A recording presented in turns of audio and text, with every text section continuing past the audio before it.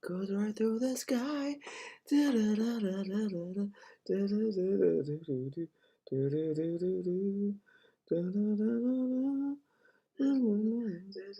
All right. All right. All right.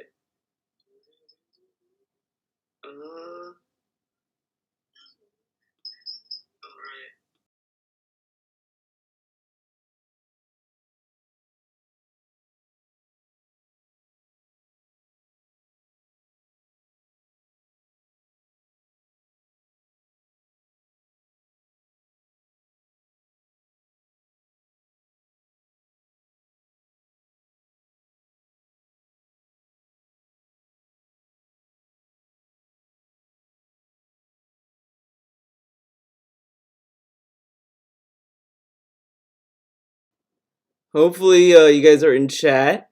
Uh, I'm gonna post the link.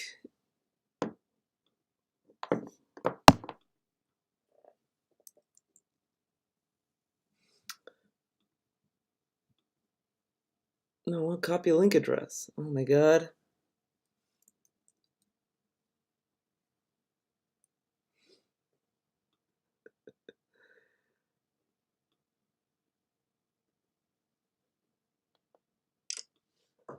About chat.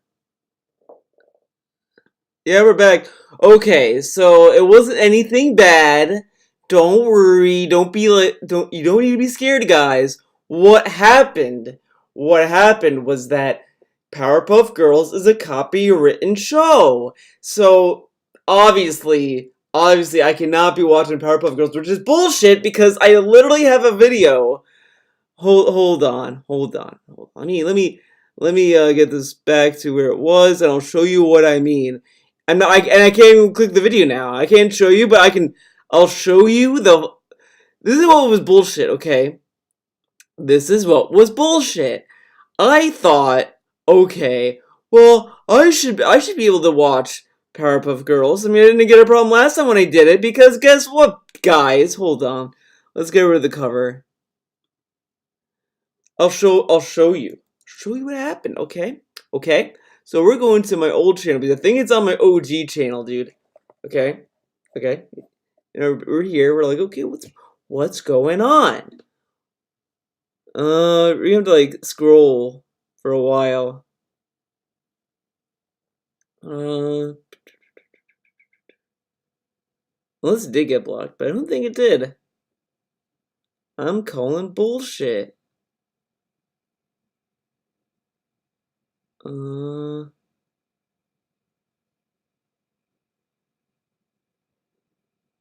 on. Because I remember I did a video and then like my uncle on Facebook commented saying, "Theo, why would I watch this video? You're watching cartoons, dude." And I was like, "Oh, okay."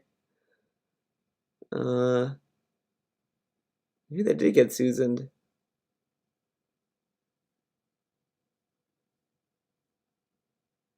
No way. Come on. Yeah, see, right here. I watch some PPG and do some art for Christmas. I literally have a video on fucking Facebook. Not Facebook, YouTube. That is me watching the fucking special. How come this didn't get taken down? Fucking bullshit. Susan, you're inconsistent with your fucking policing. Because I was doing the same thing now the only thing I could think of that is a little different is that I made the video like tiny. And maybe like that's why Susan didn't care, but come on. I even drew Nicolita's dude. And I was watching fucking Ruby back when some people liked it. Oh my god.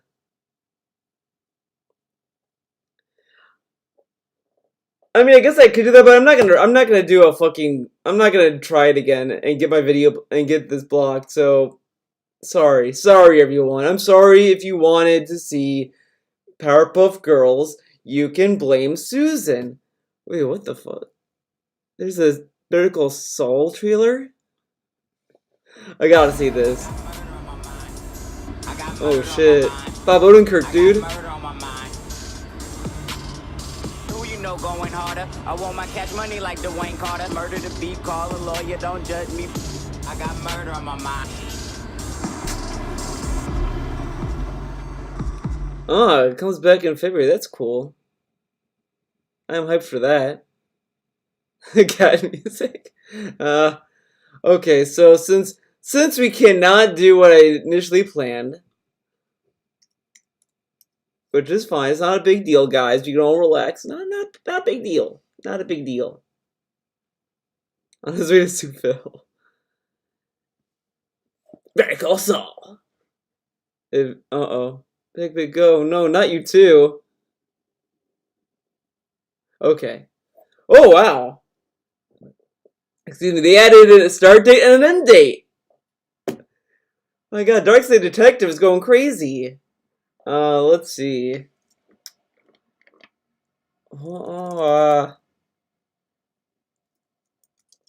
Christmas.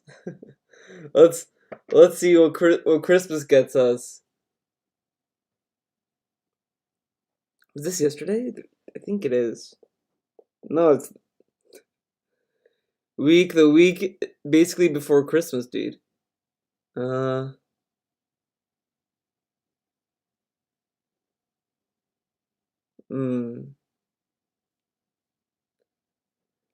it. We're going to YouTube, dude.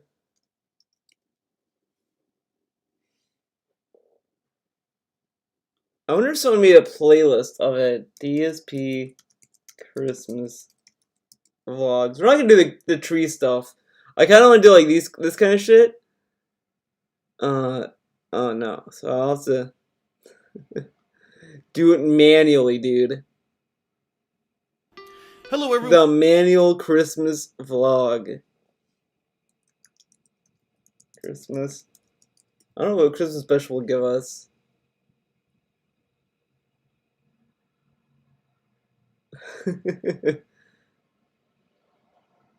Oh boy.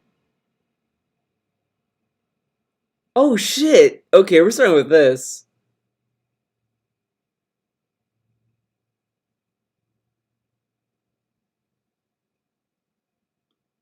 Mood, as you can tell. Welcome to the Hate Live Beta Podcast. Beta Podcast? 2013 special. And we've got a lot of good stuff. Oh my god, Beta Podcast. It's a beta, dude. Beta Podcast. In store for you tonight. I thank you for joining me here, whether it's live on Twitch. Hold on, you know what? It'll be a Christmas miracle. I'll make this a little bit bigger. You know, put it right. Wait, where should I put the? I got it here. I'm gonna go right here.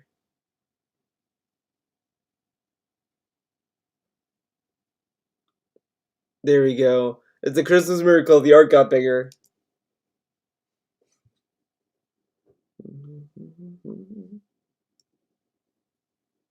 Hello. Oh god, we're doing this.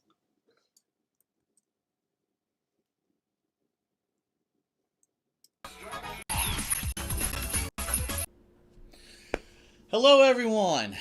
Darkside Phil here, obviously in a very festive mood, as you can tell. Welcome to the Hate Live Beta Podcast Holiday 2013 special. And we've got a lot of good stuff in store for you tonight. I thank you for joining me here, whether it's live on Twitch TV or it is on YouTube. We got a lot to talk about. It's been a while since I did a Hate Live. And obviously what I want to do is recap everything that I've been up to recently, especially because there's been so much going on that it may have been very hard to keep track of what's been going on regarding my content.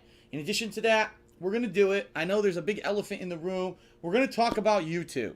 We're going to talk about YouTube's changes a little bit over a week ago, how it has affected not only myself, but many, many YouTubers, okay? And we're going to talk about how these changes are affecting everything, how they're affecting my content. Of course. YouTube changes, so we have to talk about how it affects my plans for the future. because I am in a unique situation right now where I'm actually considering a few things and we need to really hash that out, all right? So basically, that's going to be the first segment of the show. Then we're going to take a short break. And then when we come back from the break, it's going to be back in the day, holiday edition. I'm going to be talking all about growing up, what it was like to be me during the holidays. What were the holiday traditions and things that we would do during the Christmas time season? Whether I'm talking about Christmas Eve, Christmas Day, all kinds of fun stuff that we've done over the years, my family and I. And Was that including it's going to be Leanna? fun to reminisce, I think, and to tell you guys about a lot of the funny, quirky little things that happened over the years. And then we're going to have another break. And the final segment, as always, tonight Oh, hold is on. going to be Q&A with the stream chat. So I would ask that the mods at this point could please open up the raffle so that people in the stream chat can actually ask their questions. Now, a big thing right up front that I want to tell everyone, I don't if you're on YouTube, you probably don't even know if you're not a Twitch user. Twitch TV changed the way their website works in the past 2 weeks.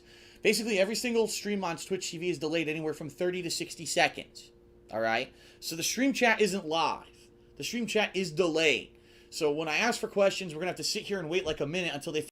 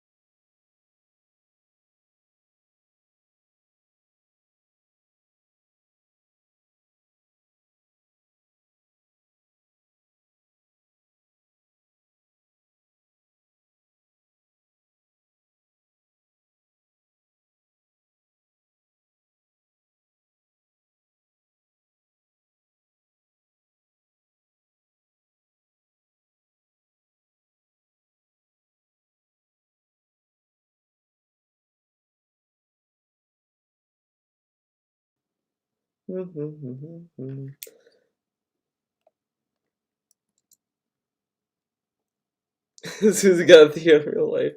That was my mom. I had to talk to mommy. Right, Pen Pen? Pen Pen agrees. Finally start getting drawn. It's going to be a little bit of a pain in the ass, but I'm hoping we can get it to work. Okay? So that's going to be the Q&A tonight. Okay? Pretty crazy. There's a lot of stuff going on right now that I want to get to and talk about. So let's get started rather than dilly-dally, obviously. So, first of all, what's been going on with me? What's been going on with my content recently? Well, ever since I got back from a break, it was about 2 weeks ago. It's a little under 2 weeks ago. I have been in year-end mode. Now, what I mean by that is that I have not been focusing so much about gameplay. You know, all year I focus on gameplay. I was doing 2 streams a day, different games, alternating between them, doing full playthroughs and stuff. December is not the month where I do that, all right? December is the month where usually I do one of 2 things. I either take the time to do an extended playthrough. For example, a couple years ago I did Oblivion. Last year I did Far Cry 3. I really took my time with those games. Or I do ongoing series and content that I don't know. The thing that this foreclosure thing, it's to a degree it is harder to, well, no, because it is a real like thing. Hold up, I'm gonna see if I can pull it up. On my phone. I'm gonna double check. By the way, Mega 64 is on CNN. I think this is a fake CNN. I don't think it's like actual CNN. But there's an article saying Twitch's Mega 64 ban is bewildering, but it reveals an even more serious problem. Twitch is up to its typical shenanigans once again, banning user Mega 64 after minor issues arose during a Christmas stream on Sunday.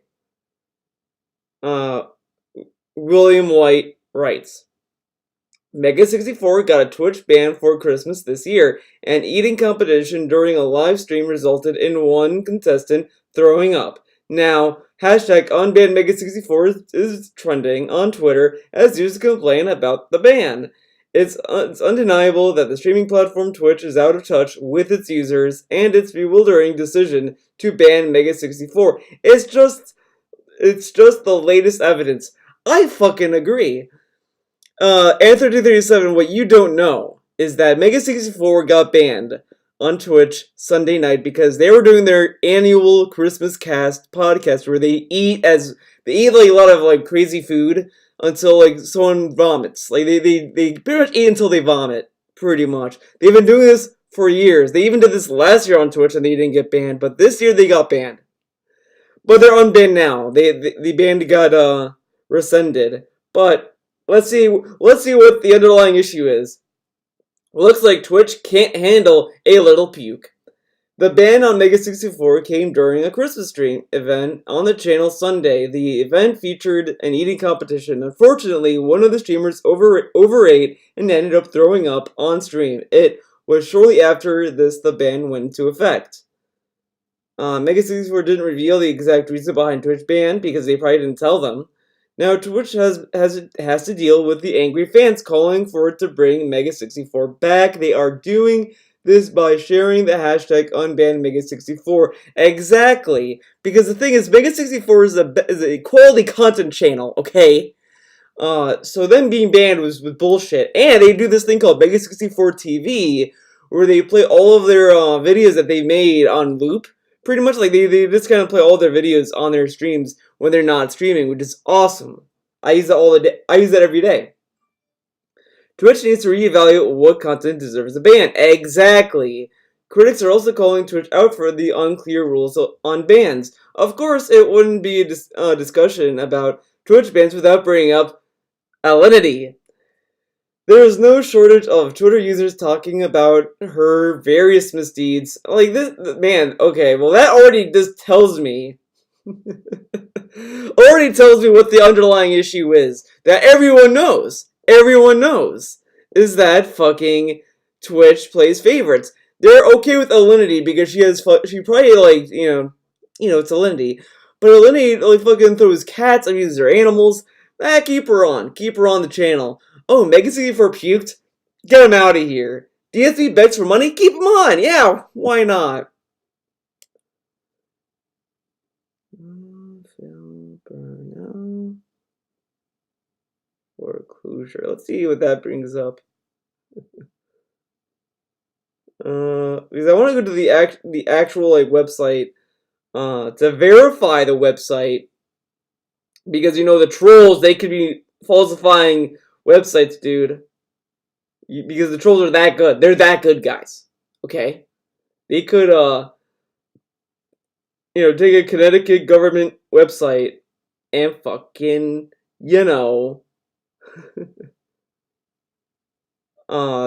make it up. Oh, yeah, this is definitely... oh my god. Yeah, I think...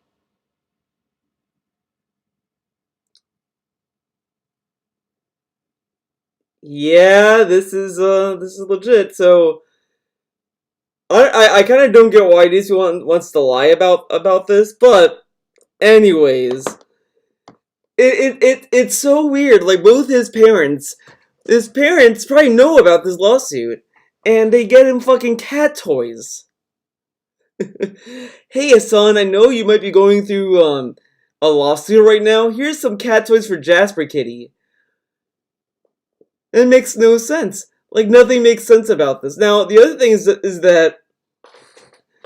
hold on. Did I... Oh, I didn't close out. I want to see, like, do they have, like, the start date? Oh, I did close out of it. Well, history should.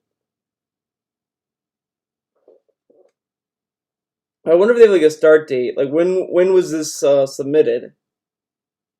Like, when all this started.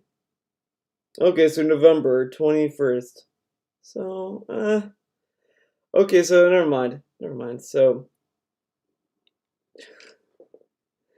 yeah, he's probably just trying to hide it so he doesn't have to, like, tell us that he's getting sued, because if he admits being sued, that's a major loss, man. The trolls would win. It's so dumb. And then he says, well, trolls are going to use it against me. How are we going to use a lawsuit against him? Guys, DSP got sued, man. Let's use that against him. He's already getting sued. Or are you going to say, oh, the money that he's going to be begging for is going to be going to the lawsuit? Well, no shit. What do you think the 2K is going to go to? So it makes no sense not to not be honest about it. Like come on. This is lame. Maybe I haven't gotten a chance to do, as well as little tidbits here or there that come up. Because as you know, pretty much no retail releases come out in December ever. They always come out September, October, and November, hoping that the parents will buy them in time for Christmas, all right? So, that being said, what have I been doing this month? First of all, I've been following up on a lot of the series that I wanted to follow up with, including Fallout 3, which I hadn't played in a long-ass time. I did finally do a longer session of Fallout 3. NBA 2K14. If you haven't been watching it in the past week and a half, I finally got traded off the Utah Jazz in my career mode. I'm on a better team. I'm having a lot more fun, and I'm enjoying the hell out of the game. So I've been continuing on with that.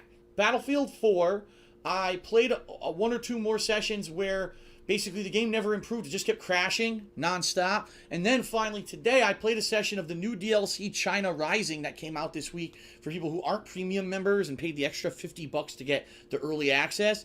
And it was great. 4 new maps. They're huge. Tons of vehicles. A lot of fun. And that was really fun to play those. So that I've been continuing on with Battlefield 4. In addition to all of that, we had some releases this week. I'm sorry, let's also talk about Zoo Tycoon, which I did continue as well. Zoo Tycoon's important to mention. I continued that playthrough to the point where now Zoo Tycoon's important, guys. I've done 18 videos of it. I've beaten multiple campaigns. I don't think I'm going to go on with it any further. I've seen the extent of what the game can do. And Killer Instinct as well. Killer Instinct I've played and had a lot of fun with it. Unfortunately, it seems like a lot of the interest in Killer Instinct is waning. I think it was like real hot in November, and now all of a sudden it's kind of dying out. Because every time I do a set, I see less and less and less interest and less views. Even my streams, less and less views on the streams. And it's He's what not happens. Mr. Once Views, it, dude. A game isn't He's a hot not new thing Mr. anymore. Views. It dies out. I don't know if Killer Instinct will have huge interest when all the new DLC characters come out. But I did buy. By the way, I should say this. I changed some of the tip notifications. I finally, there were some that were doubled, fixed it. So now there's new stuff you can check. I listed all the tip notifications. But I also made one for $2 specifically as well. As always, if you tip me $2 or more, whichever one, you could get a character on the detractor not the detractor canvas. I don't do that anymore. It's the viewer canvas. Sound good? Sorry, I paid the $40 version of the game. Oh, it's right, just a truck. All the characters and stuff I'm coming like up later on. Okay. All over the place. In addition to all that, this week in particular, there were 2 releases. First of all, the big one was The Walking Dead Season 2 was released, Episode 1. I did a live playthrough of it. The stream was huge. People loved it. The video's on YouTube getting pretty good views. So I love the Episode 1. I loved it. I cannot wait for more. I wish we knew when they were coming out. But as usual, Telltale has hooked us with Episode 1, and I cannot wait to continue that playthrough. In addition to that, we've got Assassin's Creed. What do you mean by double notifications? I should have clarified. I mean, like, there were just some alerts I used 2 times. So, like, you know, like there was like a a $25 one, which is Here It Comes, Baby, that one, and then there's a $50 one. Those 2 had the same, and I was like, this needs to change because I can't have 2 notifications having the same fucking thing. So I finally added a new one for the $50 one. I think the $50 one is something else. The $80 one, I said, it's a lot of money. I took a DSB quotes, and that says that's a lot of money because, you know, it is what it is. Sound good? For DLC, I kind of hate talking about it, but I don't know. You know it's my favorite, though. That one I like. And his... Daddy, no! After the events of the game, Assassin's Creed 4 and its main campaign, you get to find out what happened to him and what did he do with himself. And that was fun, too. But I get the feeling a lot of people are just completely burnt out on Assassin's Creed. Almost no one watched the stream, and the videos really are doing piss poor. And it's like, I enjoy it, so I'm going to play it, you know? If there's future Assassin's Creed 4 DLCs that are story-based, I'm going to play them. I'm gonna play Assassin's Creed 4. I liked it way more than Assassin's Creed 3. This is very Christmassy, dude. Well, I do know, because this is the mentality of people. One bad game, that's it. It's over. It's like with Capcom, Resident Evil 6, people didn't like that it wasn't survival horror. That's it. They're done. They'll never look at another Resident Evil game again. Same thing with Assassin's Creed. Didn't like Assassin's Creed 3, fuck it. And now no one pays attention anymore. I think that one game a year is too much. I absolutely agree with people who say that. There's been way too much oversaturation in the Assassin's Creed market. And that might be why there's no interest. I don't know. But I enjoyed the DLC and the playthroughs live as well. So, gameplay-wise, that's what I've been up to. Now, I'm sorry, one last thing. There is a playthrough of How the Saints Saved Christmas, the Saints Row 4 DLC that came out last week. I forgot to mention that, okay? Also, I've been pairing that with every day I'm doing year-end series. Today actually is the first day in a week and a half I didn't work on a year-end series. I'm taking time out to do Hate Live because I love Hate Live, and I need a little bit of a break from all the video editing. Because I said this to people before, I hope you understand how much work I put into those year-end series, because my video editor is a piece of shit and crashes nonstop. Alright? And a lot of people say, well, Phil, why do you put up with it? It's this simple. I could get Sony Vegas right now. Alright? I could buy a Mac. The problem is, I have to sit there and learn it. I could buy a Mac. He could buy a Mac in 2013. I can buy a Mac. And then you have to learn a Mac? Dude, a Mac is not that fucking complicated. I have to learn a Mac, guys. The Mac is a very complicated computer. You have, like, I mean, just look at this keyboard. It's so confusing. You have, like, the command button.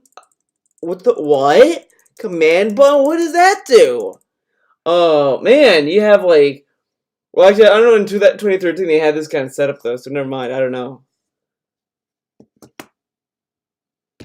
The user of the editing program is a piece of shit.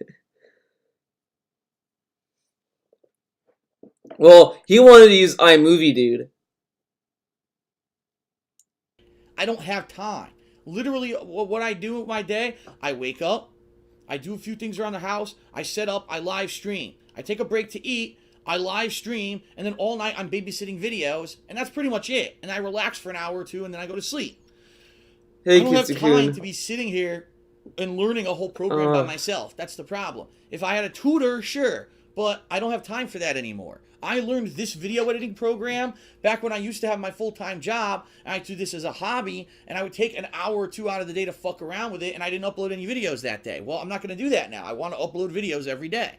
So I got to put up with the video editor I have now because I know how to use it. In the future, this could change. Next year, if I get a new place, I'm going to get a new PC for this stuff, and I'm probably going to get the new software, and I'm going to try to learn how to use it. Okay? New software, dude.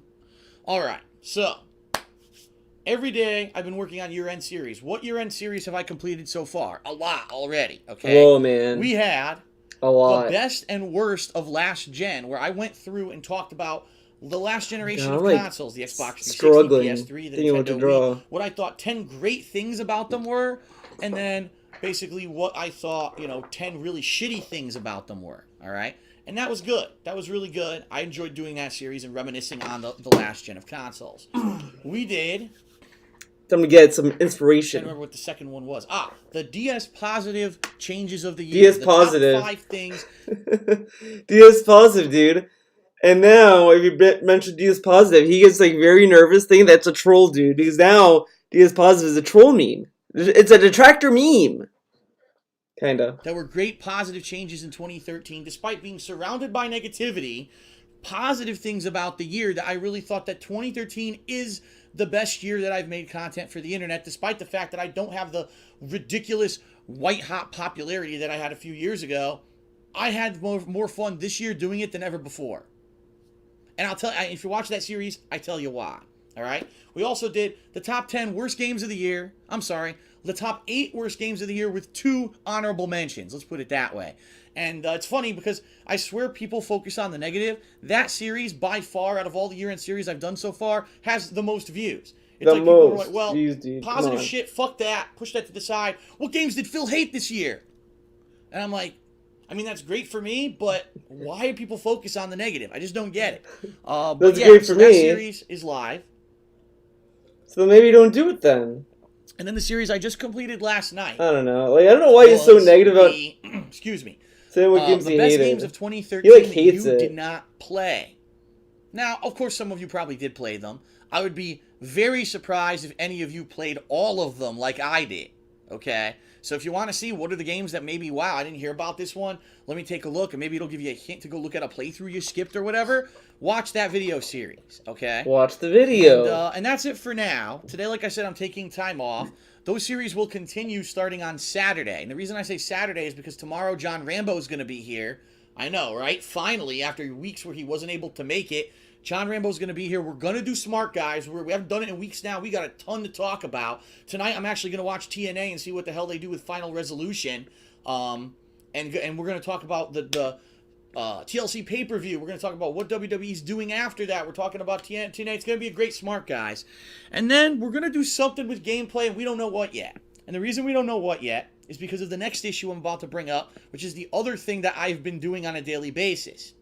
YouTube's new changes to this content ID match system that are negatively affecting everyone, all right? And I talked about this in Ask the King last week. I've got to talk about it again here so that people are in the clear about this. It's this simple.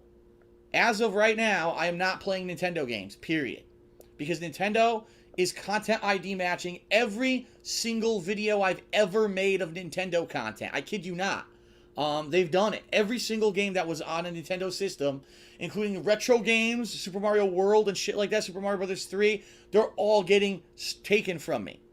And I'm not going to continue to promote Nintendo content if, they're going to steal money from me, because that's what it is. They're stealing the ad revenue, right? If fair is fair, if Nintendo wanted to take a portion of it, if Nintendo wanted to talk to gamers about it, but no, they're so high and mighty, they think they own the planet. So if you've ever touched a Nintendo game, that experience you had with Nintendo, they own it. That's what they're saying right now on YouTube, and I'm done with them. I'm absolutely done with them. He's done with them, guys. It's 2013.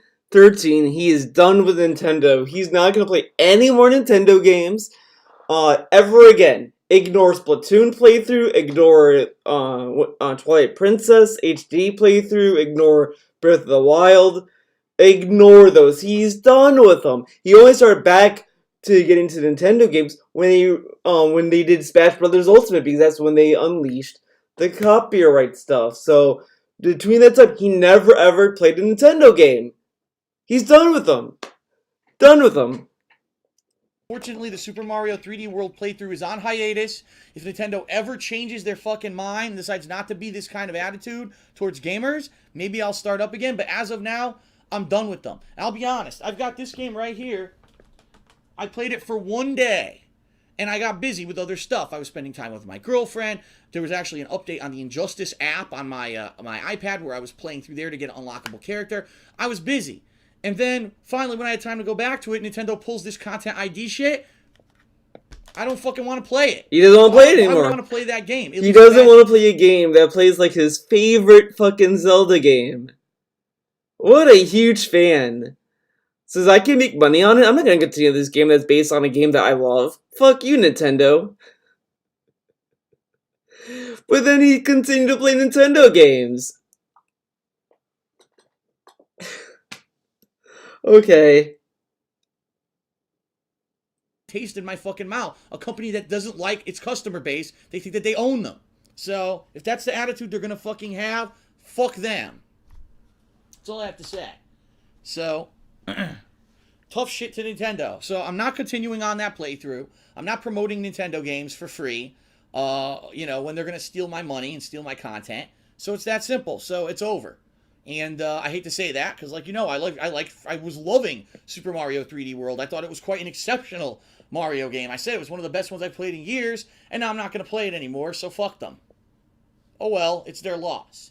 So, John and I are going to find something to do tomorrow. I can't tell you what it is yet because I haven't talked to him about it yet. It might be some randomness. Maybe we'll jump onto Xbox Live and see if there's new indie games to play. Maybe we'll jump on the Ouya again. Maybe we'll do WWE Fantasy Sims. I don't know what we're going to do tomorrow. We're going to do something fun. So no matter what, I hope you'll join us tomorrow for this special, it's going to be like a holiday themed, by the way. We'll figure out a way to make it holiday themed. And we'll go from there. Okay? We'll go from there. And I love the idiots on the stream. Here they go. You only play for money, not for fun. Dude, if someone stole from you, okay, we'll go from there. And I love the idiots on the stream. Here they go. You only play for money, not for fun. Dude, if someone stole from you. If someone stole from you. He's literally gonna compare not getting paid to stealing?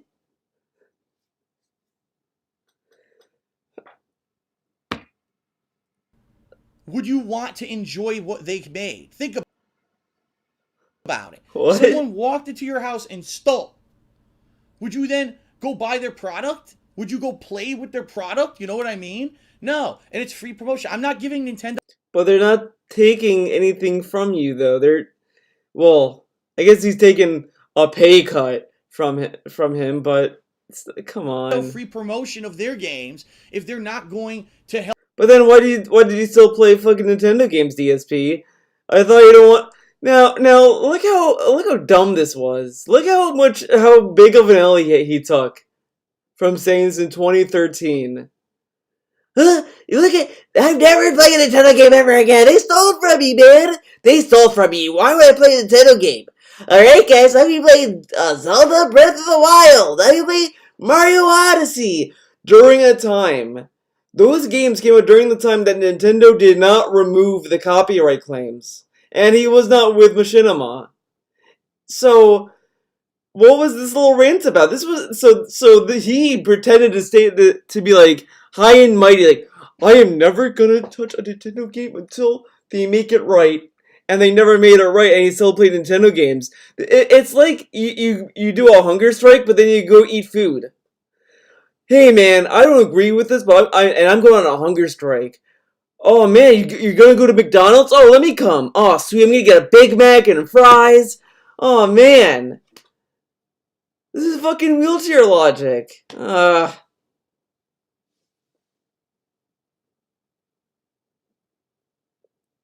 you must do audio filter for audio cards. Phil, DSP filter? What?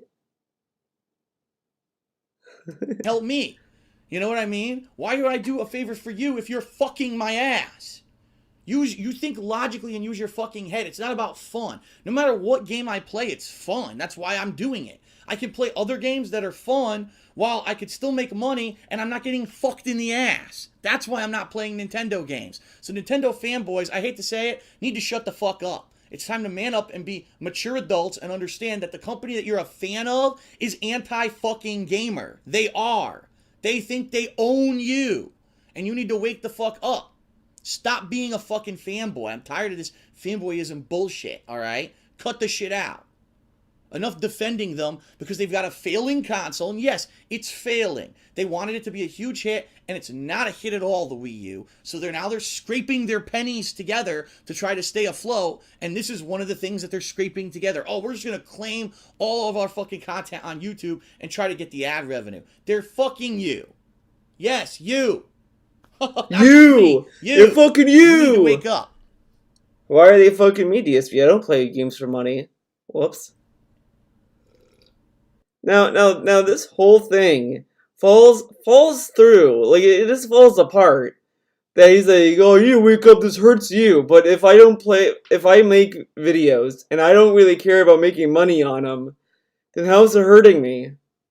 Like, you could say this is hurting content creators that are doing this for a living. That's fine. That's at least honest about what's going on. But instead, he wants to say that it affects all gamers.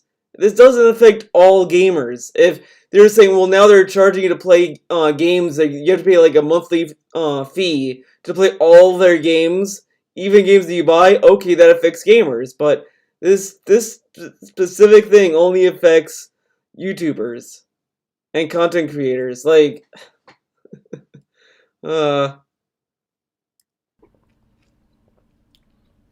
Okay.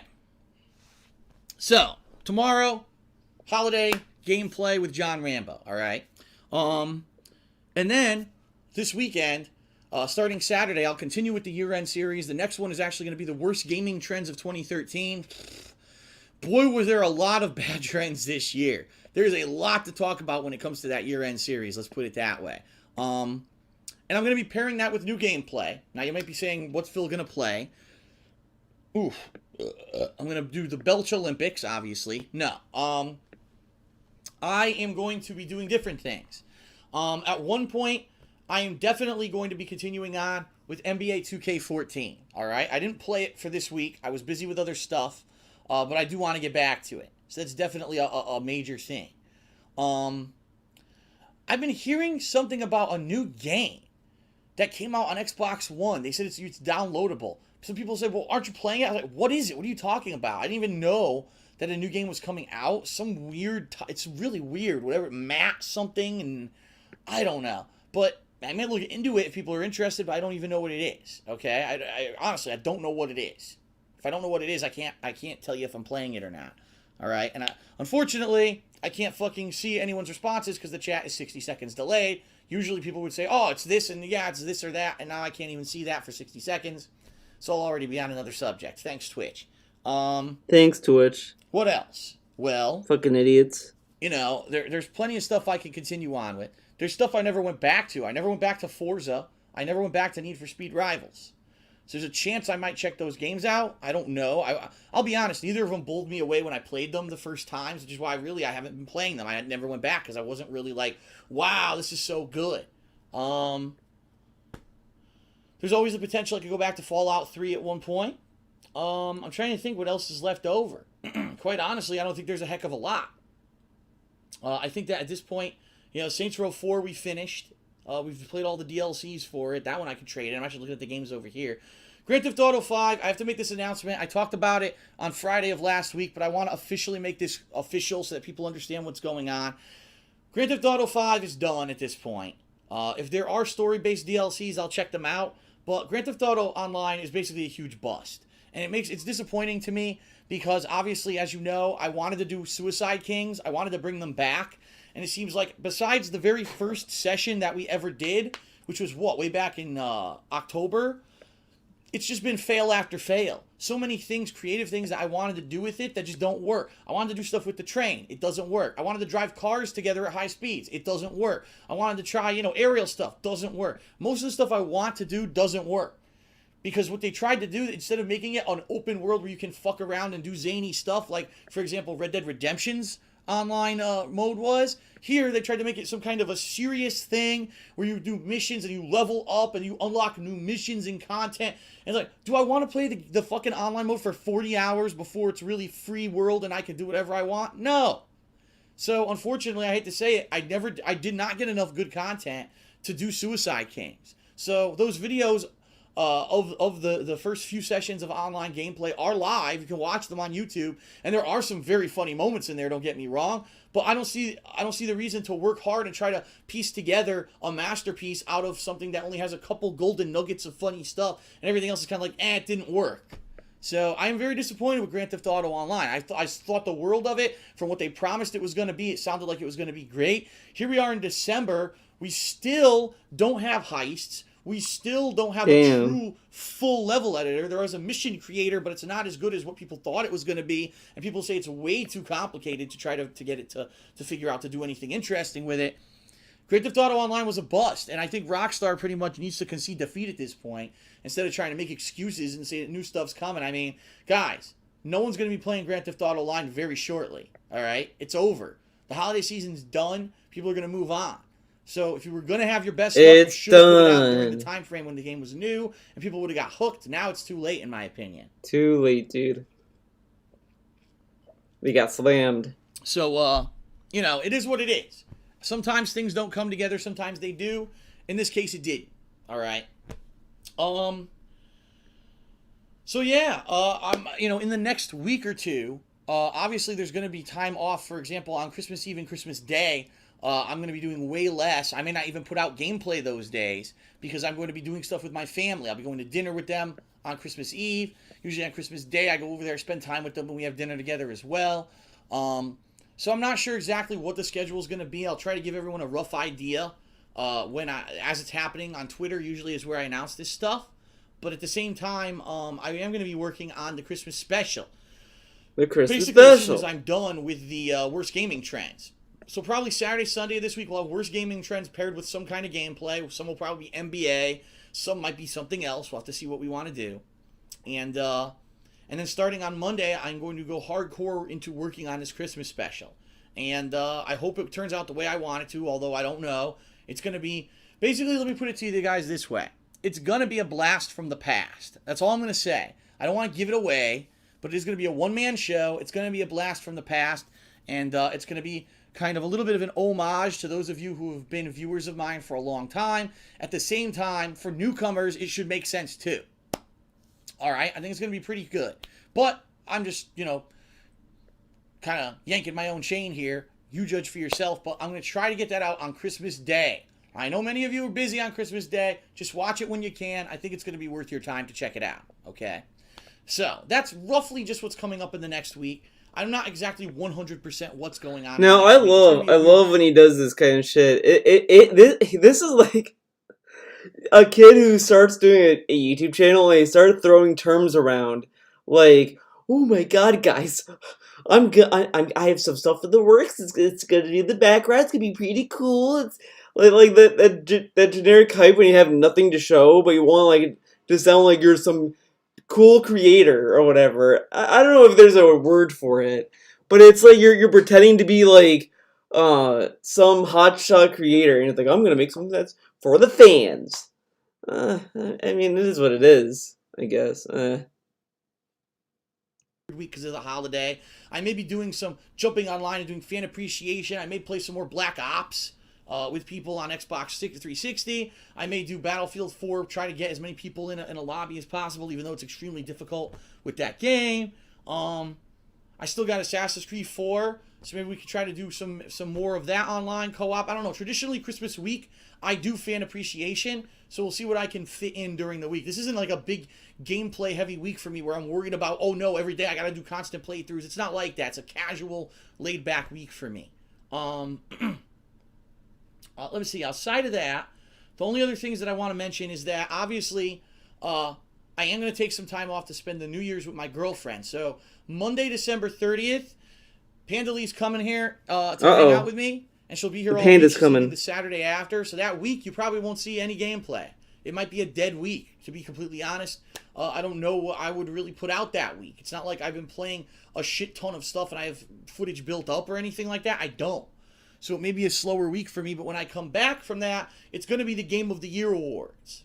Okay? So the rough schedule for year-end videos. This weekend, it's the worst gaming trend. Early into middle this week, I'm working and then I'm releasing the Christmas special. Immediately after Christmas special, it's going to be the fan-voted funniest moments of the year. Then I'm taking time off. Then I come back and I do the Game of the Year Awards. All right? So fair enough? Sounds good? Sounds good. Is all right? Speaking of which, the fan-voted funniest moments, I know I haven't opened the polls for you guys to vote yet. I need to do that. I'm going to work on that soon. This week, I promise you, the polls will be open. You'll be able to start voting because at the end of this week, I need to start working on that series. So you gotta. I know we're gonna have record low votes, and it's my fault because I've been so busy. I haven't had a chance to do it. But when I do it, I would appreciate if you jump in there and you vote for your favorites. Okay.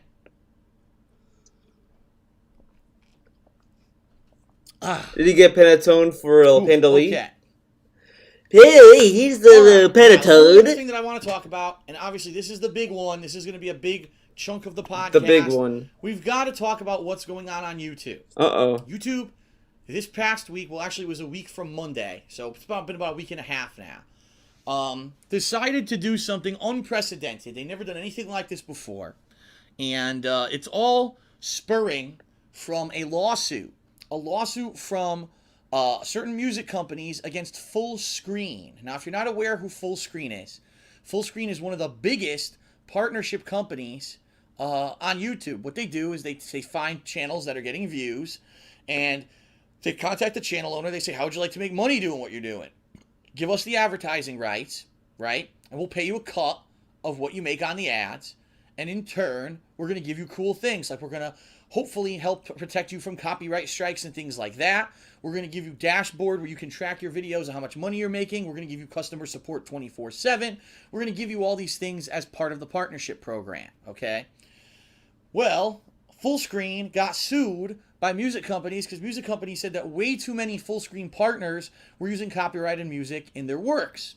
And of course, when this goes in, it trickles down to YouTube saying, well, it's YouTube's fault because YouTube doesn't have anything to prevent it. Full Screen can't be expected to check every video someone uploads. It's not their business. It's YouTube's. So YouTube, in all of its wisdom, said, here's what we're going to do.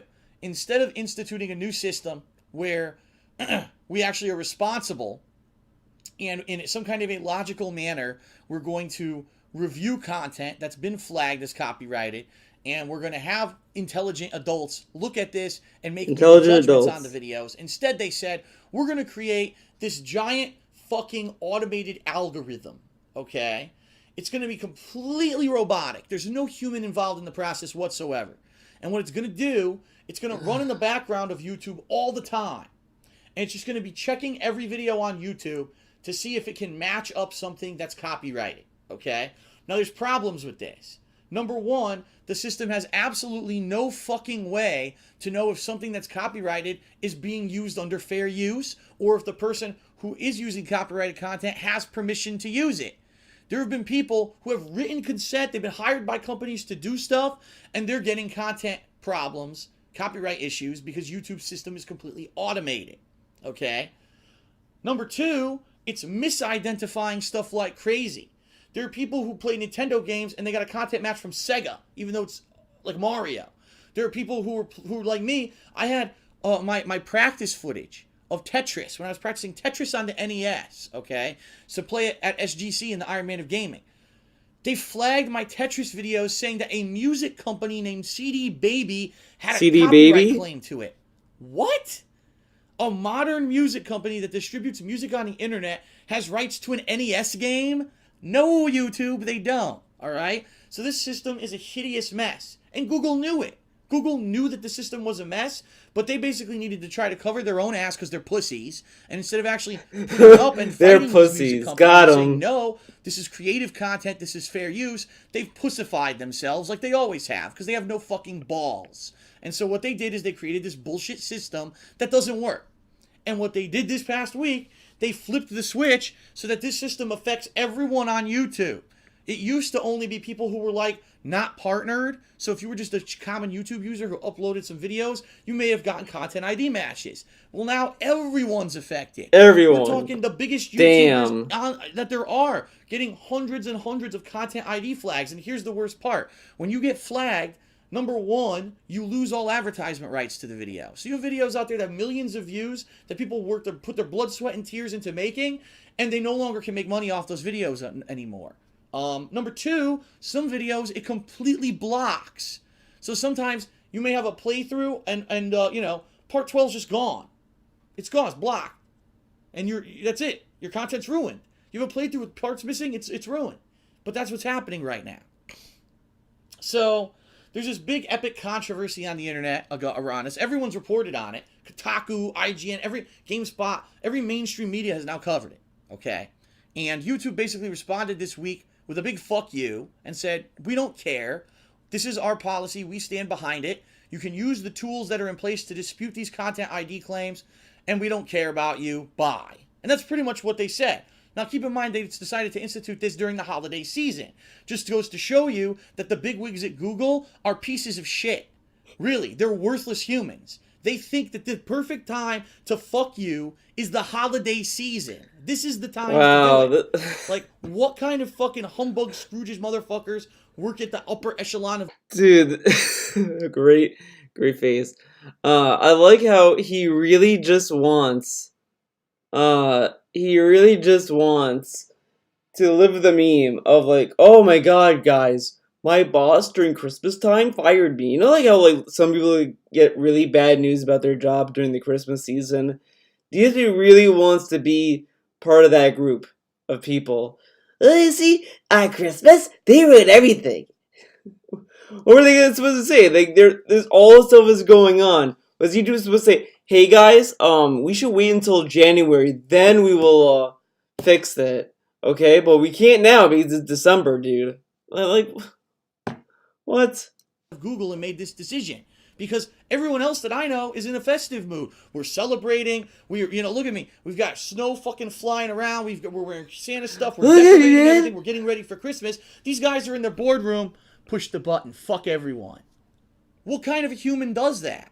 So I just want you to think about that. What the kind of people the management at Google are. Yeah, Google sat there's like, hey man, let's fucking push the button. Push the button, fuck him. Got him.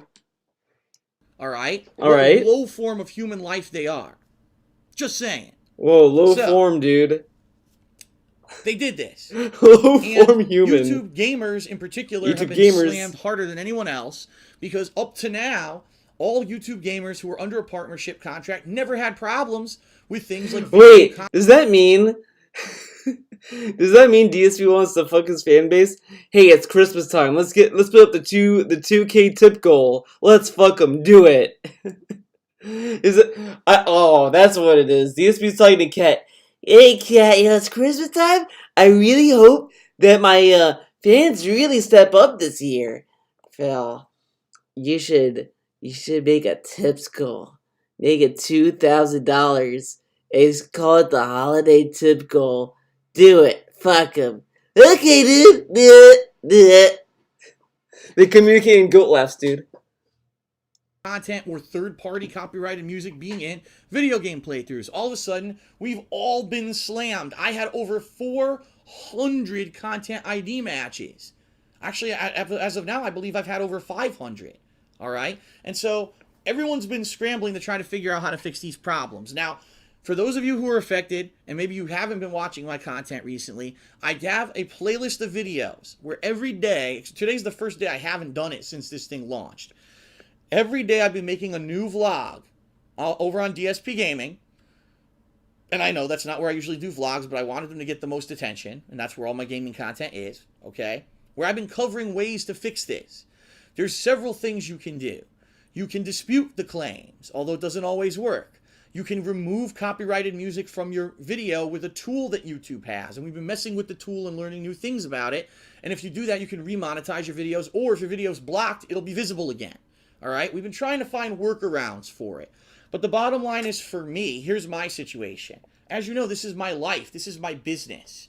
My this business. I'm dicking around with. And by the way, for those of you who are newcomers, who don't know too much about me, because I know there are newcomers every day who are watching my content, I never chose this. I never chose the meme to do this. The meme. I never chose this. I never chose this. His fucking face reveal video is him telling him, maybe I can make this a job. He told them they wanted to make this his job. Full time. All right? What happened was, I always had a full-time job my whole life up until the end of 2010. Why tell us this, by the way? So to give you some perspective, during the year of 2010, I received recommendations for promotion. I received commendations for going above and beyond the level that was expected of me at my job. I have awards. I have awards proving it. Okay? I also earned a continuous improvement certification, basically saying that they sent me to school to learn thousands and thousands of dollars worth of training to continuously improve the corporation that I was working for. After receiving all of that in the year of 2010, in October they laid me off. Laid him off, dude. October of 2010. So I just want you to think about that. That's corporate America. That's Google. That's Google. That's Google. That's Google. That's what Google is. Okay? That's the same thing. That's why I've been in corporate America. I know how those top people think. They're worthless human beings. So, after all that hard work, I get laid off. Now, I've never been jobless in my life. All my life, I've held a job. And I was like, what am I going to do? The problem was I just bought this condo. I had all these high bills to pay. And I was blindsided. I didn't have anything to fall back on. And I went and looked at the job market, and it was terrible. And since then, the job market here in Connecticut, where I live, has completely collapsed. There are no jobs of any caliber of what I was doing anymore. And since then, my father was laid off from the same company. My father's best friend was laid off from the same company. They've done about 4 new waves of layoffs since then. And that company is thinking of leaving Connecticut entirely and just basically finding a way to save money on their workforce. It's disgusting. But this is the reality of the United States right now, and what's happening with a lot of companies in the United States, because the economy sucks right now. All right? So I was stranded. I had no form of income and didn't know what to do.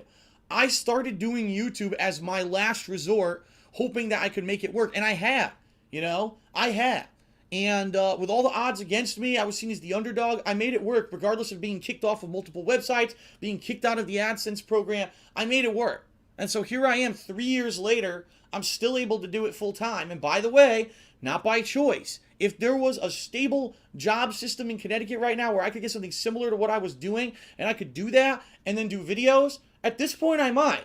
Because we've had so many fucking things, hoops I've had to jump through, and so much bullshit I've had to put up with since I did this full time. It's probably more stable to do that, all right? I'm not one of these people.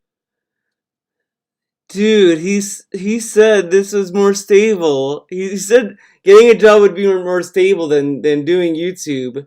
But now when you go to him and tell him this is more stable than getting a 9-to-5 job. What are you talking about?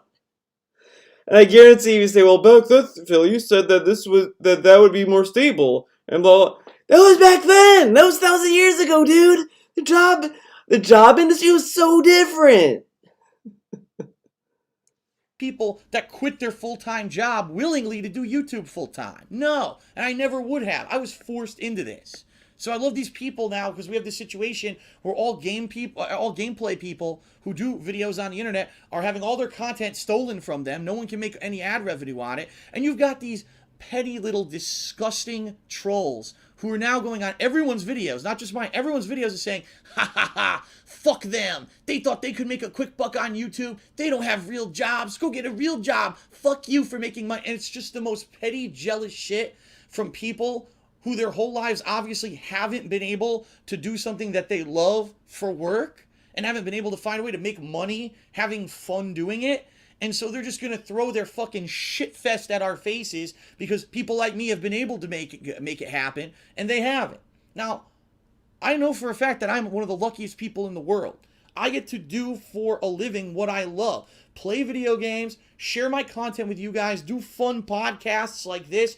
I am like one of the luckiest people on the planet.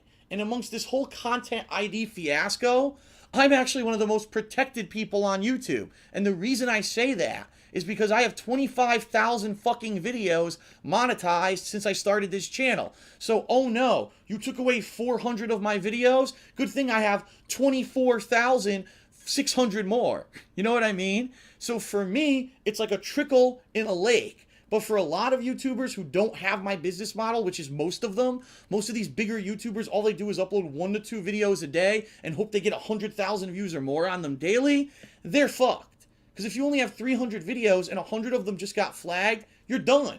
Your content, you will be making no money on any of your old content, okay? Now, what I can tell you is this. Right now, as of right now, I've pretty much nipped the problem in the butt. I've realized that the gameplay that I'm going to have the most problems with is going to be games like Grand Theft Auto, Saints Row 4, Sleeping Dogs, these games that had licensed soundtracks playing in the background. In the future, if I play those games, I now know I have to play them with the music set to off. It's just an inevitability. It's something that's going to happen with anyone who wants to do gameplay videos. You have to have the music turned off, unless it's just like the orchestral soundtrack or whatever the soundtrack is of the game in it, all right?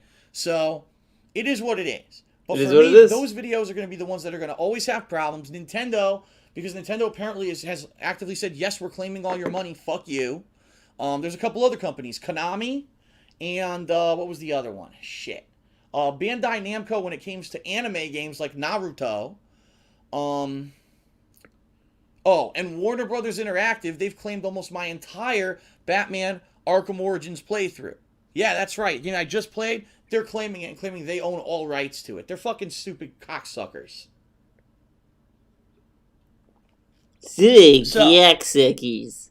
So, the situation with me is this. As of right now, on a daily basis, I now have to waste time. It is a waste of time.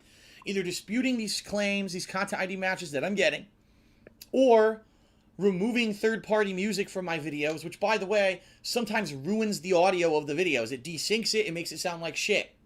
It's either that or you can't see the video. It's one or the other. So I'd rather have a video that doesn't sound great versus a video that you can't fucking see at all. You know what I mean? So, daily I'm going to have to do this. Now today, I believe is the first day I didn't get one. In fact, hold on, because I think I see an update. I may have gotten something. Hold on. No, I didn't.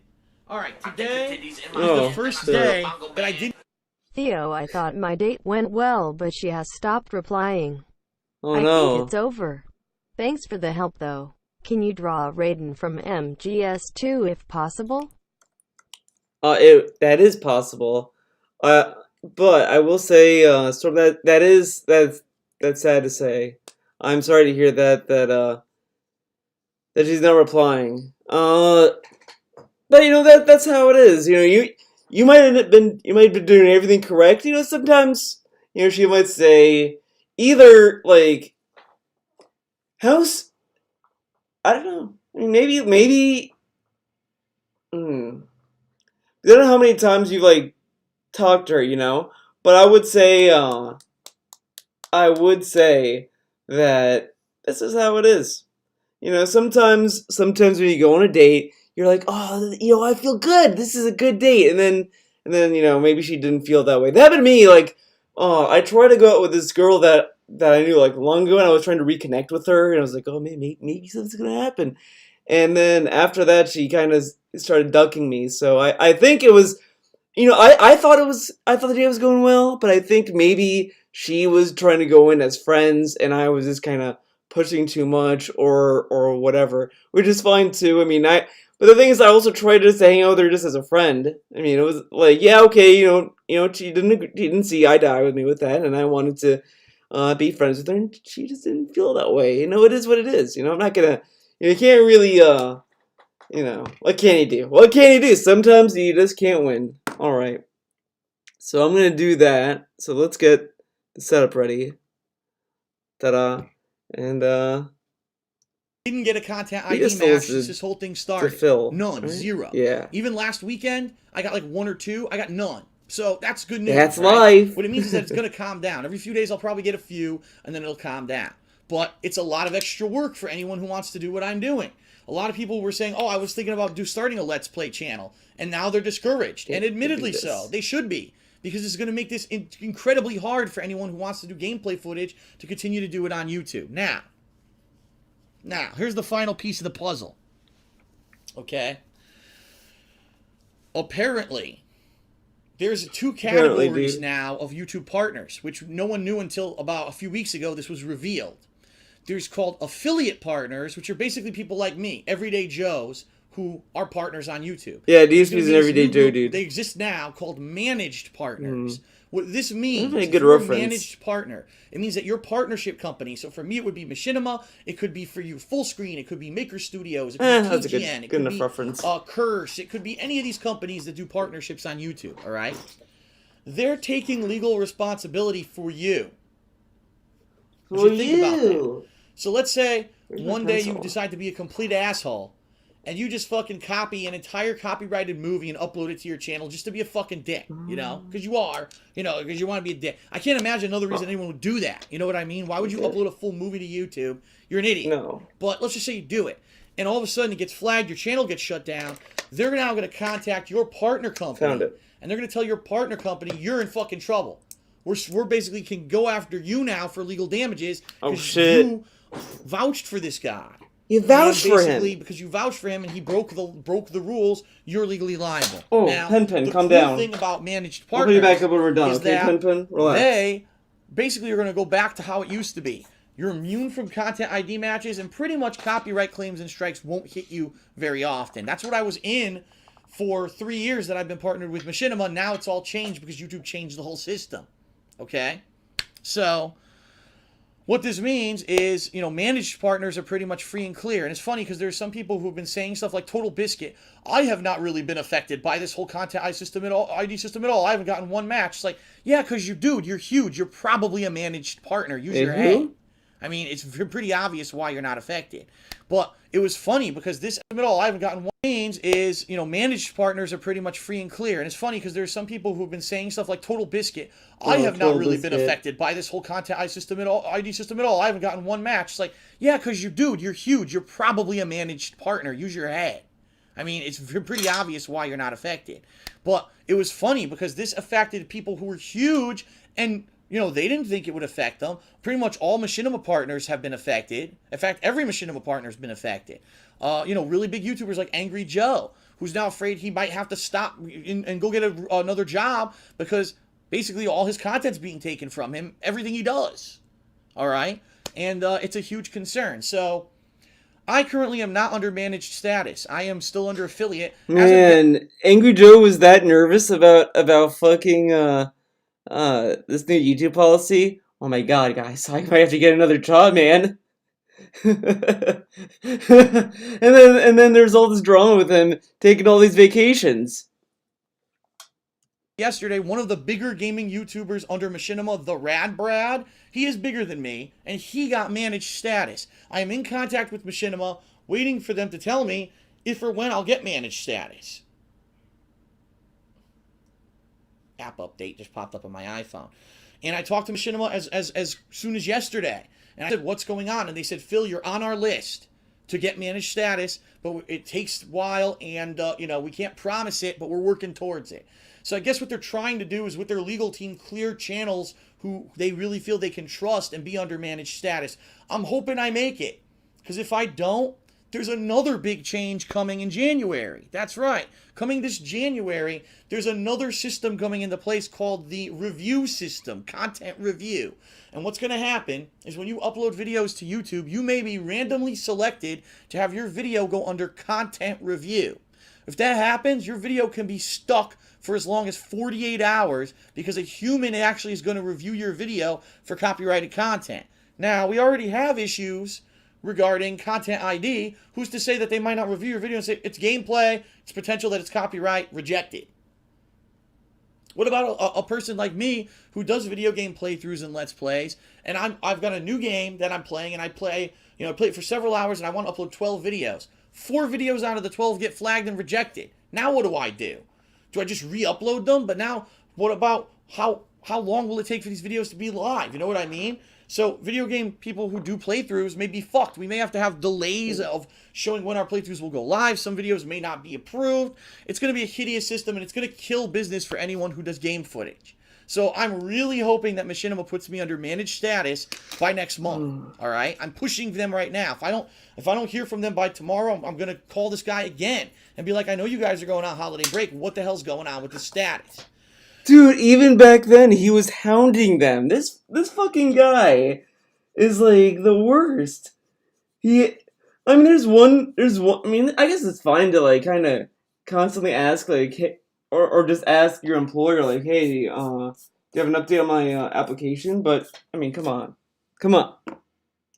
But I'm in a unique situation where I have a chance to take a huge risk and leave Machinima because my contract expires in mid-January. I could leave and go with another company, and I've already been offered by another company to go under their banner to get managed status immediately. In fact, I'll be like the #1 channel in the company, but the catch is that I'll be making money based off of ad revenue on my videos rather than by views. It's a huge risk. No one really knows what's going on in regards to that, okay?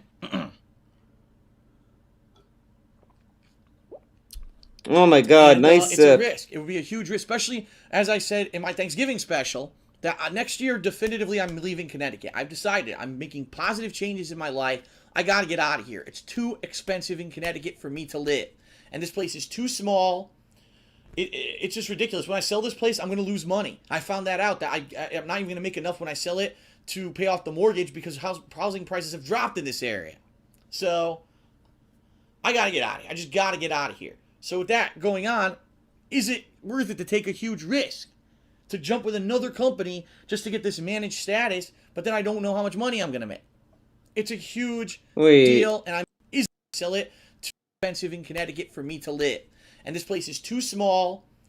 It's just ridiculous. When I sell this place, I'm going to lose money. I found that out, that I'm not even going to make enough when I sell it to pay off the mortgage because housing prices have dropped in this area. So, I got to get out of here. I just got to get out of here. So with that going on, is it worth it to take a huge risk? To jump with another company just to get this managed status, but then I don't know how much money I'm going to make. Wow. It's a huge Wow. deal, and trust me, amongst all my holiday spirit, I am mulling it over in my head. What to do. Because if I don't get managed status with Machinima, my business could be done as of next year. We don't know. We have to see how bad these changes are really going to affect everyone in the long run. As of right now, I have no idea. Okay? So that's the whole situation right now. Okay? I wanted to get it out there in one big, contiguous explanation so that people, if they want to know, they can just go to this video and watch that segment, and then you'll know what's going on YouTube. Obviously, I'll continue to update everyone as things change. I know that things will change. And there'll be more updates and stuff, and I'm going to keep making those content update vlogs if there is new stuff on DSP Gaming. So if you're following along those, by all means, continue to do so. There'll be more information there, okay? So as of right now, that's the situation. It's a huge mess. Everyone is basically freaking out on the internet saying, is gameplay video going to go away forever? Because YouTube has basically gone pussy mode. And they're instituting these crazy changes. I don't think anyone knows, and it's uncertain. And it's funny because a few years ago, we're talking about SOPA and PIPA, and we thought these were the biggest risks. Little did we know that it would be Google becoming a huge fucking vagina that's going to really screw us all over. Alright, so it is what it is. And enough of that bah humbug bullshit. We're going to move on to a positive segment. That's right, I'm about to take a short break, but when I get back from The this break break, is a positive. we're going to talk about Christmas. Now, I like how he's so negative. He kept using these feminine terms in a derogatory way, and he's wondering why people think he's sexist. Oh man. Yes, that's right. Back in the day, we're going to reminisce on all of the Christmas times that I had in my life, the Christmas traditions I used to do, Yeah, I can't all get his kinds of nose stuff. right. It's going to be a lot of fun. So definitely don't go anywhere, all right? If you're watching on Twitch, just hang in there. There's going to be a short commercial break, and we'll be right back. If you're watching this on YouTube, take a look at the video description. You can click to the shortcut there, the shortcut link. It'll jump you ahead to the next timestamp, and you can just go right to that segment and not have to sit here and do nothing for a few minutes, okay? So thanks, everyone. Going on a short break. I'll be right back with Back in the Day, full of Christmas spirit. Let's get rid of the bah humbug Scrooge Grinch shit and let's move on to positivity. Okay. All right? I'll be right back. Dude. This break. Oh, no, never mind.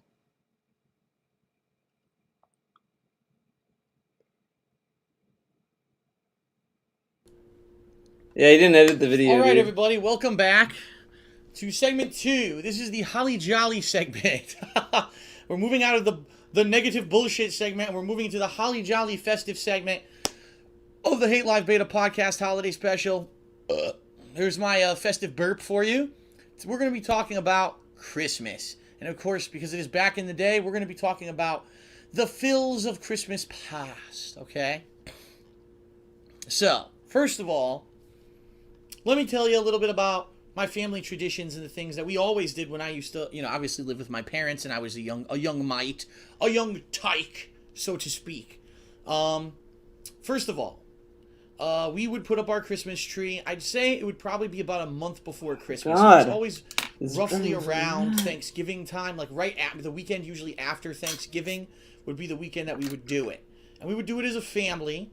And by the way, back then when I had Christmas trees, it was before they even sold Christmas trees that had the lights on them already. You had to light the tree yourself.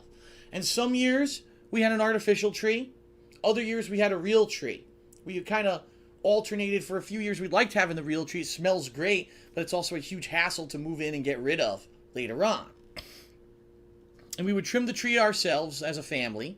Traditionally, what would happen is my mom and dad would do the lights and the garland, but they would let myself, and for a few years when my cousin lived with me, we would put the ornaments on.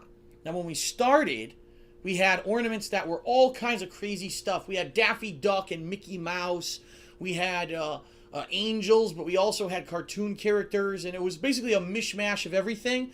And we used to have colored lights and a colored star atop the tree. All right? But then, I'd say probably about midway through my childhood, my mom wanted a new tree. And she wanted it her way or the highway. So we ended up going out and getting these peach ornaments, and it was like peach golden Mom. garland, white lights, not colored. And we stopped putting the cool ornaments that the kids liked on the tree. For some reason, she just thought, like, no, I want to do it. It's my tree. My tree, dude. We were like, well, fine. All right, do what you want. But Fine, yeah, basically, we jeez. demanded that we had our own trees, so for my cousin and I each had our own little mini trees in our bedrooms. The trees were about, if I'm standing up, the tree was probably about yay high. Yay So, high, what is yay, that, hippie. 4 feet, something like that, 4 or 5 footer, something Man, like what- that, little mini trees. He loves his And, mom. He really loves his mom, dude. Basically, all those ornaments that I loved, that, the cartoonish stuff, I put on my tree. I believe my cousin, it was weird. I had a green tree with colored lights. My cousin had a white tree with blue lights, which I thought was weird. I was like, trees are supposed to be green, white tree, that's a little out there for me. But now, it's popular in a lot of places. I don't like that, though. I don't go for that stuff. Now, it's funny because back then, it was also where the lights, if one light was out, the whole fucking light system would fail. So you'd have one bulb that died or was loose, and all the lights on the tree would go out. And you're like, oh my god, now you gotta go through every bulb trying to find the one that was loose. I said this a few weeks ago, after I got back from doing, Christmas shopping with my girlfriend Panda Lee. Oh my said, god, I fucked up. If you do Christmas trees now, you're spoiled. You Oh, have, like, the best technology available. We had a rough time with that shit. And, I'm actually looking forward, if I move this year, to getting a new Christmas tree with all these lights reinstalled in the tree and everything. That's like light years ahead technology for me, and it's awesome, and I want it. I'm jealous. You know me. I'm a Christmas junkie. I love it. I love this season. So for me, like, that's fucking amazing. I gotta have the awesome tree with the colors and the twinkling lights and shit built in. I need it. And the LED, the bright lights, I need it. Okay? Alright. So that's about the tree. Now, what we would do after the tree was up, we would wrap presents and we would put them under the tree. Okay? And of course, my cousin and I had this little game because we were kids. When you're a kid, you're dying to know what is it? What did someone buy you? My cousin would bug the shit out of my parents. What did you get me? What did you get me? What did you get me?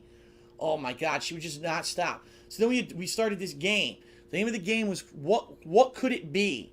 And so what we would do, see if I can find a box around here. Here we go.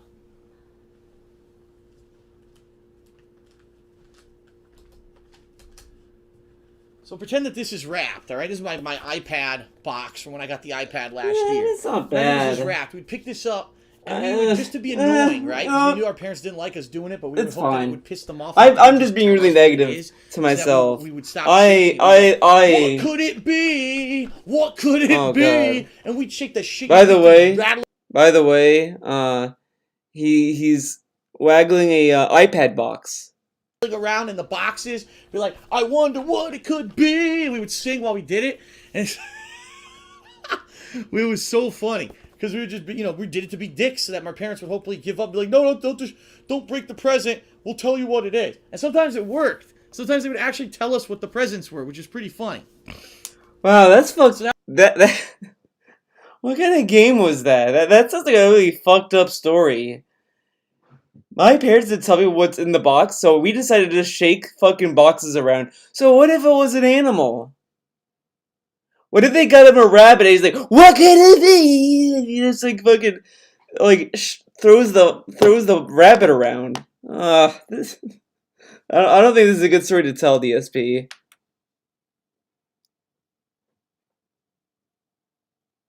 That was good how we used to do that stuff. It was funny as a little kid. Yeah, very Christmas funny. traditions. Let's talk about that. Oh my god. So, Christmas traditions in the Burnell household. I'm sorry. I really have to find a pencil sharpener because this is dull. So, I think I know where it is, so it won't be too long for you guys to wait. But I'll try to... I could have sworn I had one here. That's the thing that, like, drives me insane. But, did I put it in a drawer? It has to be up here, but if I can't find it up here, it has to be downstairs, because I did a lot of art down there at one time. It should be here. It's fucking bullshit. Yeah, I'm gonna do it downstairs. Yeah, I'll be right back. I'll make it quick.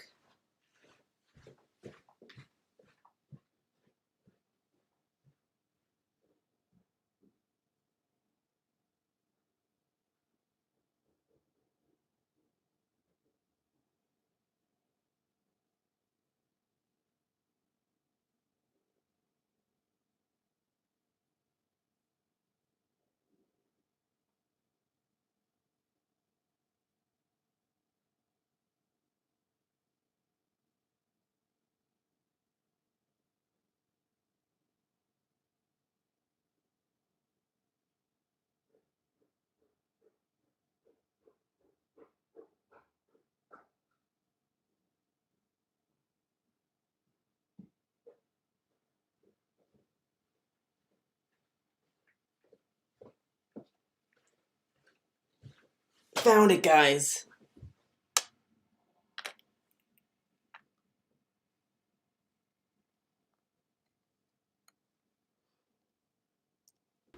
Shit. Oh. There we go. Yeah, I completely put that back wrong, but whatever.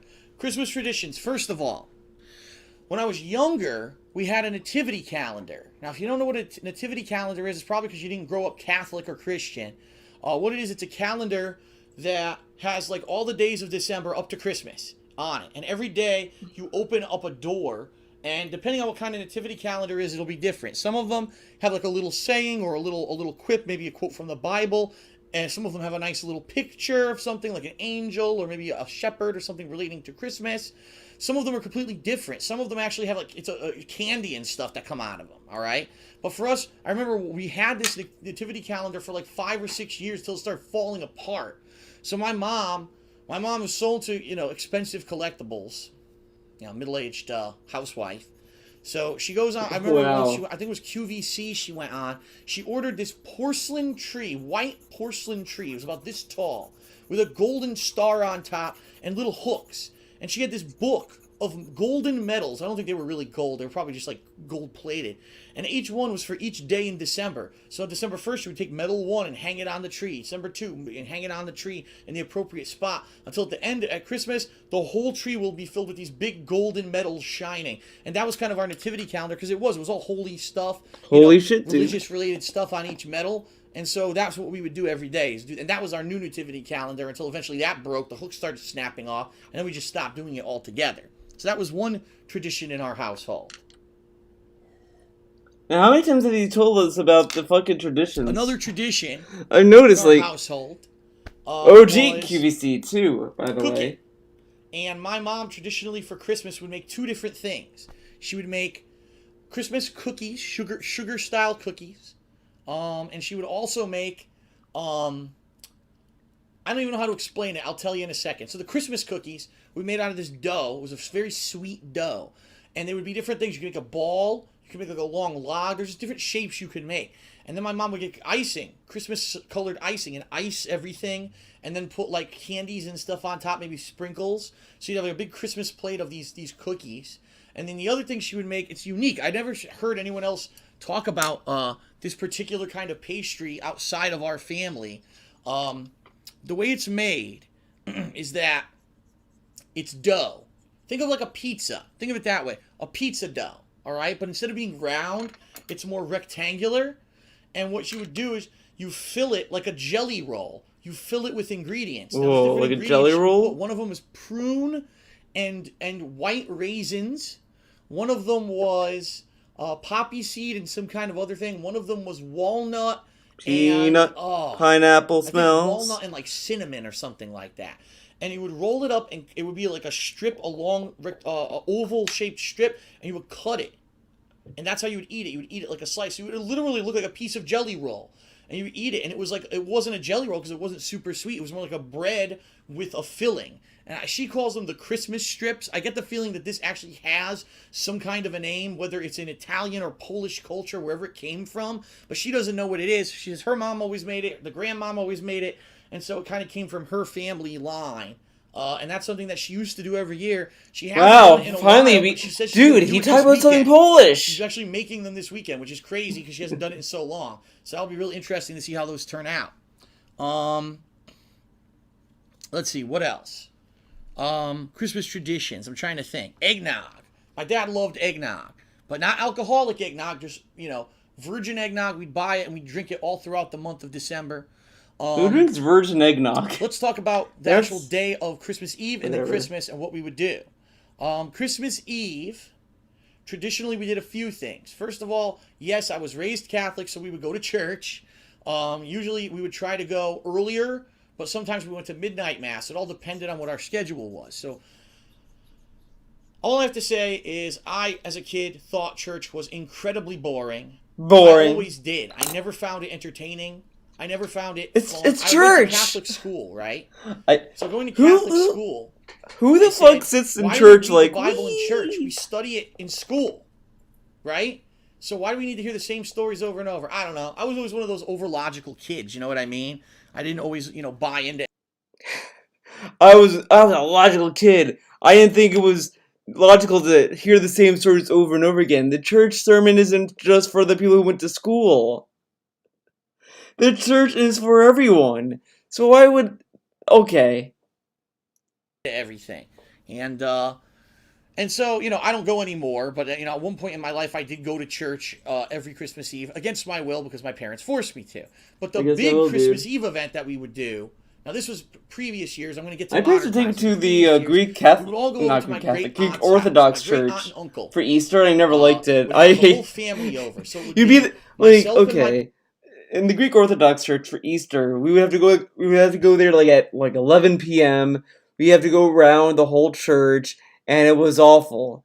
And I hated it. It was so long, I was so tired, and I was like, I don't want to do this anymore. I wasn't into it. I'm not into religion. And they were like, no, Theo, you have to do it. It's Easter. And then we stopped doing it, and I was happy. It's nice for people who like that kind of stuff, but it's never been for me, You know what I mean? Parents and sometimes my cousin whether or not she was living with us at the time. It would be the two sons of my great aunt. So one son, well, they were both cousins to my mom. Okay, one guy, he was pretty much always single. His name was Uncle Michael, and then there was I had an Uncle Michael. my godfather, and his But family. he was So it married was though, him and he had his kids, wife, and their so 3 daughters. not the same. And their 3 daughters range in age. One was older than me, one's about my age, and one's younger than me. Okay, and then the parents of No, this isn't bad. His It's not the wife's best, but it's parents. not hard to bad. explain. It's not Basically, bad. how do I explain this? My mother's, my godfather's I think I was like too hard on myself. in-law. There you go. My godfather's in-laws. So they were kind of like the grandparents from that side of the family, while my great aunt and uncle were kind of the grandparents from our side of the family. Although it's funny because none of them were my grandparents. So you might say to yourself, Phil, where are your real grandparents in all of this? What happened?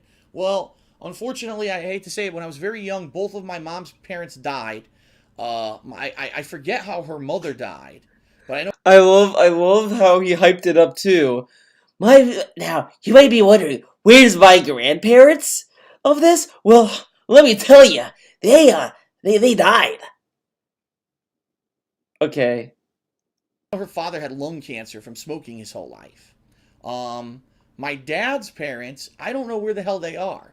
No, I like how his grandfather died of lung cancer. Now the reason why he hates, but every time he talks about smoking, he talks about his mom. He doesn't say I don't like smoking because my grandfather died of lung cancer, which is like okay, fine.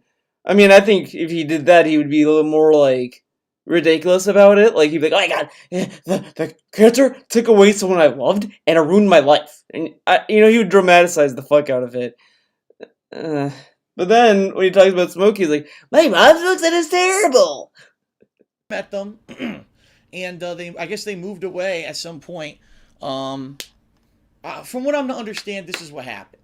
My dad and my mom, when they were going out and they were younger, they were a very contentious couple, meaning no one really agreed to their relationship. Their parents didn't like it, especially my dad's parents didn't like it, and so they basically kind of almost disowned him, where they don't talk to him anymore or anything. So I've never met my dad's parents. They're alive somewhere, but I never will. I guess they have absolutely. Don't marry that girl, okay? She looks like she is. What? Okay, I don't even know where the joke was gonna go. No interest in me whatsoever. You know what? Out of sight, out of mind. If you don't care about me, I don't care about you. That's kind of the attitude I've. Well, that's really fair. That's really fair for them, right? Let's hear that again. I've never met my dad's parents. They're alive somewhere, but I never will. I guess they have absolutely no interest in me whatsoever. You know what? Out of sight, out of mind. If you don't care about me, I don't care about you. That's kind of the attitude I've always taken my whole life. So his grandparents doesn't like the couple. Yeah, he didn't like the woman that their son married. Okay. But DSP is not the wife. He's not his mom. He's a completely different person. But he has no interest at all to find out who his grandfather is on his dad's side. No interest at all because he didn't come out to meet me. He fucking expects everyone to bend over backwards for him. Rambo and Howard have to call him to apologize. He can't call them. Fuck that. They need to call him. If this needs to happen, they need to reach out to me. Everyone needs to reach out to him. Why? Why does his grandfather have to reach out to him? As far as he knows, he's not even made. He wasn't even born. This is so retarded. And it's shitty. And it's not even fair for the grandparents to act this way. This is ridiculous. This is so ridiculous. No hard feelings. I don't even know who they are. So how could I have hard feelings? Right? Wait, what? No hard, whatever. So basically, my side of the family, I mean, my mom has a brother, He moved to California. We never see him anymore. My dad has two sisters. It was only very recently that he had a reconciliation with them, and now they actually talk and do stuff. But I haven't seen them in 100 years. Yeah, my family is basically a weird one. You know, we all had relationships, and then people just decided to throw them away. And I just haven't seen some of these people in years. But the thing was, it was never me. It was never me basically saying, I don't want to have a relationship with you. It was more like them disowning parts of the family behind the scenes. It was like, what is it? So I'm digressing, obviously. I just wanted to explain to you why I'm not talking about G. You know, my mom's brother or my grandparents, that's why. They were never in the picture. So really, from my child life, my great aunt and great uncle were like my grandmother and grandfather. And my great aunt was great about it. She used to take me places and stuff, just like a regular grandmother. And, you know, I was really appreciative of that because I didn't have any grandparent who I could get that kind of relationship with. So we would all go over there. What? From my child life, my great aunt and great uncle were like my grandmother and grandfather. And my great aunt was great about it. She used to take me places and stuff, just like a regular grandmother. And Yeah, only grandmothers take you to places. Oh, I want to keep going back a little bit. Obviously, I just wanted to explain to you why I'm not. It was never me. It was never me basically saying I don't want to have a relationship with. It wasn't me. I did nothing wrong. I did nothing wrong. Okay. Like, usually when, like, family members don't talk, the other thing is that, like, it could just be by circumstance that they don't reach out. They might be living in other parts of the country. Like, my family, you know, I have a uncle. My mom's side of the family all live in Greece, obviously. So, I mean, that, you know, already there's, like, a distance between us. But we still, you know, she talks to them over and over, but I can't really talk to them because I don't speak Greek, so it's rough. So there's that. My dad's side of the family don't live anywhere where I am. They're all scattered in America. They're all in different states. And they do that, you know, for their own reason, which is fine. I mean, you know, there's other ways to talk, but at the same time, you know, everyone has their own, like, family stuff. Yeah, but well, Timo, to be honest, I don't really. I don't know. I'm awkward with people. I don't know. I have a hard time talking to them. But I think what happened was I was a fucking dumbass kid when I was a kid. So I think the only family member I talked a lot to was my aunt, my oldest aunt. I talked to her a lot when I was younger. But now it's like, I mean, at the same time, like, you know, my parents had me and my brother really late. So, like, all our cousins were like in their were like in their 30s, and we were like 12. So we didn't have like a traditional family. You know what I mean? You, it was more like them disowning parts of the family behind the scenes. It was like, what is it? So I'm digressing, obviously. I just wanted to explain to you why I'm not talking about G. You know, my mom's brother or my grandparents, that's why. They were never in the picture. So really, from my child life, my great aunt and great uncle were like my grandmother and grandfather. And my great aunt was great about it. She used to take me places and stuff, just like a regular grandmother. And, you know, I was really appreciative of that because I didn't have any grandparent who I could get that kind of, relationship with. So we would all go over there. And my grandmother would have Christmas music playing. The Christmas tree would be up. When I was much younger, she had a nice dog, a German Shepherd. But of course, you know, all dogs pass away. But that was cool, having a dog around. And what we would do is we would go over there, and at first we would have some kind of snacks. So you go over there, and the first wave was like snacks going around. Here, you want some fried dough. Hey, Necro. Fried dough was I'm in a lot of debt, dude. You gotta pay up. Okay. Gotta be in the Christmas spirit, dude. And then we would have Christmas dinner. And Christmas dinner, of course, you'd have all the adults. So you had my mom and dad, my Uncle Michael, my godfather, and his wife, and her parents, all at the adults table. And every once in a while, there'd be other invited guests, like my Uncle Michael. Maybe if he had a girlfriend or whatever, she'd be there. And it was the kids' table. It was myself, my cousin, and the three daughters of my godfather. Well, they're my second cousins, by the way. And, we would all eat, and then we'd digest for a little bit. Everyone would have like a snack, like a cookie or tea after dinner. And then my great uncle would dress up like Santa Claus, which is so funny. Because I'll admit, I mean, it's funny how I can think back and I can still remember. I was fooled. I thought that was Santa.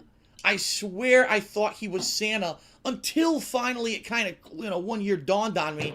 That's my great uncle. Whoa, You know what I man. mean? So he would come out, whoa, ho, ho. It was funny because my great uncle is skinny. So he would puff himself up with like a pillow, and he'd put it in his shirt, and he'd come out as Santa, and oh, it was great. We would sit on his lap.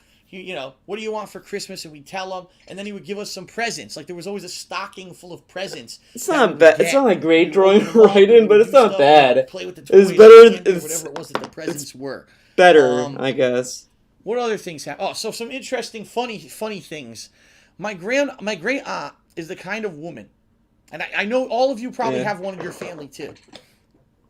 Refuses Not bad. to accept that food has an expiration date, unless it's like something that gets too. What? Refuses to accept that food has an expiration date. Oh, okay. Unless it's like something that gets moldy, all right? So we'd go over her place, and she'd put out this Christmas candy, right? And the one that always got me would be licorice or that fucking candy ribbon shit. I don't know who on the planet likes the candy ribbon stuff. I need to know. Because you have Candy problems ribbon? if you like that stuff. It's gross, all right? Candy But ribbon? Go, What? and you go to get the piece of candy. She had like a candy dish, and you pick it up to eat it. You're like, oh, this is here for Christmas. And you go, and you're like, why is it rock hard? You're like, you get something that normally should be soft. You're like, oh, my tooth. You find out it's like ancient. She would leave out ancient candy as like booby traps. Like, what is wrong with you? So we'd purposely wait and not eat that candy and wait for her to bring out like the new candy, the Christmas candy. No, Pretty fun. Necro. He's saying that his great aunt, refuses to believe things have expiration dates. So his great aunt was the dumb one, Necro, not him. He knew it had expiration dates, not his great aunt. And then of course, as we began to But thank you grow for the up and become 77 young adults than just 77. children, Thank you for the we would $7.70 start to see the cynical tip, side of things. Storm. And so Really my Uncle appreciate Michael, it, for whatever dude. reason, I don't know why, but he would wear a pair of snakeskin boots on Christmas Eve. I don't know if he did it as a joke. See, now that I'm an adult, I was saying, if I was stupid, I would, Christmas Eve, I'll wear my cowboy hat around or something, as an inside joke. But the kids, we would make so much fun of him behind his back. He's like, he thinks he's a fucking cowboy. He's walking around the house in snakeskin boots, like he's going to wrangle something up. He looks like an idiot. We're not. Coming from a guy who wears the cowboy hat. He looks like an idiot, like a cowboy. In Texas. What the hell is he doing? What does he Pretty do? Pretty funny, huh? So that was just a few of the little things that would happen, okay? Then, once all that was done, we all had our presents, we would head home, and it was actually perfect because when I was a kid, when you're out and you have a day like that, you're overtired now because you've been out all day. Santa was here and you had your presents. So we would go home with all my presents from there. I would probably pretty much pass right the hell out. I would wake up the next morning, and yes, I was one of those annoying kids that would wake up at like 4 in the morning to go look at my presents. There were years where I knew my parents wouldn't want me to get up at 4 in the morning. So I would go downstairs, because my bedroom was upstairs in my parents' house. I would sneak downstairs to look at the presents. I would sneak downstairs to look at the presents. I'm like, ooh, look at all those presents. Because here's what my parents would do. They would only put a few presents under the tree, and then Christmas night, they would go out and put out even more presents and say, oh, those are from Santa, or whatever. So it was funny, and then one year I actually caught them putting the presents out, and that was really, if I remember correctly, it was a combination that year. Two things happened. I remember the year when I found out that there was no Santa Claus. There's no Santa Claus. Well, if you're watching my content, I think you pretty much know there's no Santa Claus, all right? The year was, I remember distinctly, it was the month of December, and I was watching QVC. And one of the women who was selling a product said, oh, isn't it just a shame when finally you had to tell them that there was no Santa, or when Dude, kids this realized fucking there's no Santa, story. they don't, wait up for him anymore. And the woman actually got fired. I remember this. It was in the news. The woman got fired from QVC because she admitted on TV there's no Santa Claus, and there was high potential that kids were probably watching the show. So she admitted this, and that was the year I was like, there's no Santa Claus. So I remember that year I snuck downstairs around like midnight, 1 in the morning, while my parents were putting the presents out, and I caught them putting the presents out. And I said, okay. All right. So, Wait. 1 in the morning, there was What? high potential that kids were probably watching. Actually got fired. Said, oh, isn't it just a I remember distinctly. It was the month of December, and I was watching QVC. And one of the women who was selling a product said, oh, isn't it just a shame when finally you had to tell them that there was no Santa, or when the kids realize there's no Santa and they don't, wait up for him anymore. And the woman actually got fired. I remember this. It was in the news. The woman got fired from QVC because she admitted on TV there's no Santa Claus, and there was high potential that kids were probably watching the show. So she admitted this, and that was the year I was like, there's no Santa Claus. So I remember that year I snuck downstairs around like midnight, 1 in the morning, while my parents were putting the presents out, Well, and I caught them putting the presents out. And that's really retarded. Think about it. He Oh man. So like QVC said that there was no Santa Claus, so like I knew there was no Santa Claus. So I went out late and I saw my parents put out the gifts and I knew there was no Santa. Well, okay. Okay, said, Phil. okay. All right. So, oh God, everyone in the stream chat just heard that I said there's no Santa. They're flipping out. Oh, there's no Santa.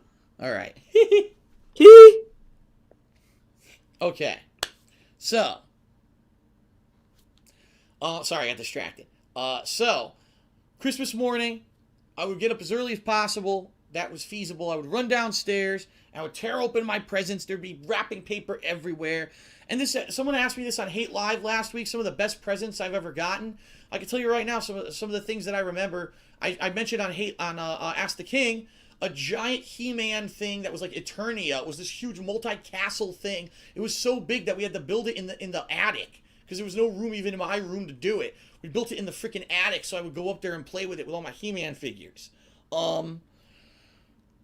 Obviously, excuse me, some years I got things like the Nintendo Entertainment System. One year I got the Super NES. That was a huge year. I remember that year was the year of gaming.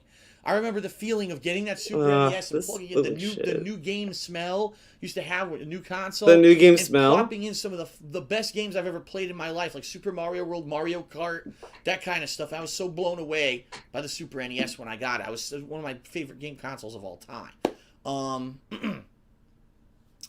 Trying to think of anything else notable that stands out. I actually remember later on I got a few PlayStation games. I remember when PlayStation 1 was out. One year I got Metal Gear Solid, Resident Evil, and something else. And I played Metal Gear Solid for like 10 minutes. I never played it again. I just had to throw that in there. It's true, though. I just had to throw that in there, though. What could have been, dude? Okay. So, Christmas Day traditions. What do you do during the day? Well, it varied. It usually varied. Usually, my great aunt would actually visit us on Christmas Day because we visited her the night before. She would come visit us on Christmas Day, and we'd have some tea and relax and exchange gifts, stuff like that. I'm trying to think other family. I mean, at one point, my godfather's family was visiting us every year, and then they stopped. And I think it's because they actually lived pretty far away. There was like a 45-minute drive. So after a couple of years of that, when we were younger kids, we said, we'll just do the Christmas Eve because that's enough for us to travel together rather than keep driving. Sometimes my mother's other aunt, who I really don't know her that well, her name's Auntie Midge, would come and visit. When my mother's brother lived in Connecticut, he would visit with his family, but then they moved to California, so I haven't seen them in 100 years. So it would be a day where people would stop by and visit, okay? And then during the day, obviously I'd be playing with my toys all day pretty much. I'd be occupied. And then for dinner, traditionally we would have a Christmas dinner of ham. A lot of people, the turkey. Christmas dinner is all about turkey. I don't know where that tradition comes from because isn't Thanksgiving about turkey? You know what I mean? Like, you watch that movie, A Christmas Story, and the guy's like, oh, Dad was a turkey man, and he couldn't wait for Christmas turkey. But you just had turkey at Thanksgiving. So why are you dying for a turkey at Christmas? I don't know where that tradition comes from. Well, my family, it was always ham, a big Christmas ham we would have. Similar to, say, the Grinch, how the Grinch stole Christmas, how the Who's had the roast beast. That's kind of what we did. And we would have ham with different things. I believe my mom would always make Italian manicotti, which is a piece of pasta that's rolled around ricotta cheese with sauce on top and more melted cheese on top of that. Pineapple, because pineapple with the ham, so we'd have pieces of pineapple. Oh, what else would she make? Oh, man. It's funny because she still makes it. She's going to make it this year. I can't even remember what the hell it is. I'm an idiot. I think she would make some kind of potato, either baked potato or something like that. I'm not 100% on that. Jeez. Oh, a big Christmas tradition, which we don't do anymore, was petite fours. Or some people call them petitfours. But I think that a lot of Americans just call them petite fours. What those are little pastry candy combinations. It's really unique. It's like a miniature cake with layers of cake and frosting or jelly that's then coated with a confectionery, whether it's chocolate or white chocolate or something like that. And then usually they either do a design or they sprinkle stuff on top. We actually had this tree, this plastic tree that was a holder, and each branch you would put a petit four or petite four, whatever you want to call it, and we would eat them off the tree. Oh, we loved it as kids. We loved that thing. We also had, oh no, what's it called? Oh, we still do it to this day, and I can't remember what it's called. It's basically, it's Italian toffee or taffy. Oh, this is going to kill me that I can't remember what the name of this is, because they still get it today. Is it panettone? Panettone? Oh. Dude, it's panettone. I'm trying to focus. Oh my God, I can't believe I can't remember. Hold on a second. Give me 1 second. I'm going to see if I can figure it out. Christmas. DSP research. Italian. Tradition. Toffee? No. Taffy? Taffy? Motherfucker. Christmas in Italy. Christmas traditions. It's not on here. This is like super traditional. All right. I can't remember what it's called, but what it basically is, it's a heavily whipped kind of a toffee, and in it is little nuts, right? And then on the sides of it, there's wafers. And it's just so unique. It's like nothing else. And you buy it, and they have different flavors. They have vanilla, chocolate, orange, lemon. They had like one or two others as well. And they're just so different. It's so different from anything else you would eat. And it's like a Christmas tradition in Italians to get these things. I can't remember the name of it. No, it's not truffles. Everyone's trying to guess in the stream chat. I can't put my finger on what it's called. It's not a truffle. Oh my God. I guarantee you I'm gonna eat it this next week at Christmas. I'm gonna be like, fuck, I can't believe I couldn't remember what it was on Hate Live. Oh, it's not a truffle. All right, guys, I give up. I sorry, I can't remember the name of it. They're not truffles. That's not what they are. Shit. Yeah, it's kind of a nougaty thing. Yeah, Lord Dark Soldier says, is it nougat? Yeah, it's kind of like nougat almost. Yes, nougat with nuts in it and wafers on the side. Why can't I remember what it's called? No one knows what it is. Someone else says they knows what I'm talking about, but they forgot the name. Spaghetti? Yeah, it's spaghetti.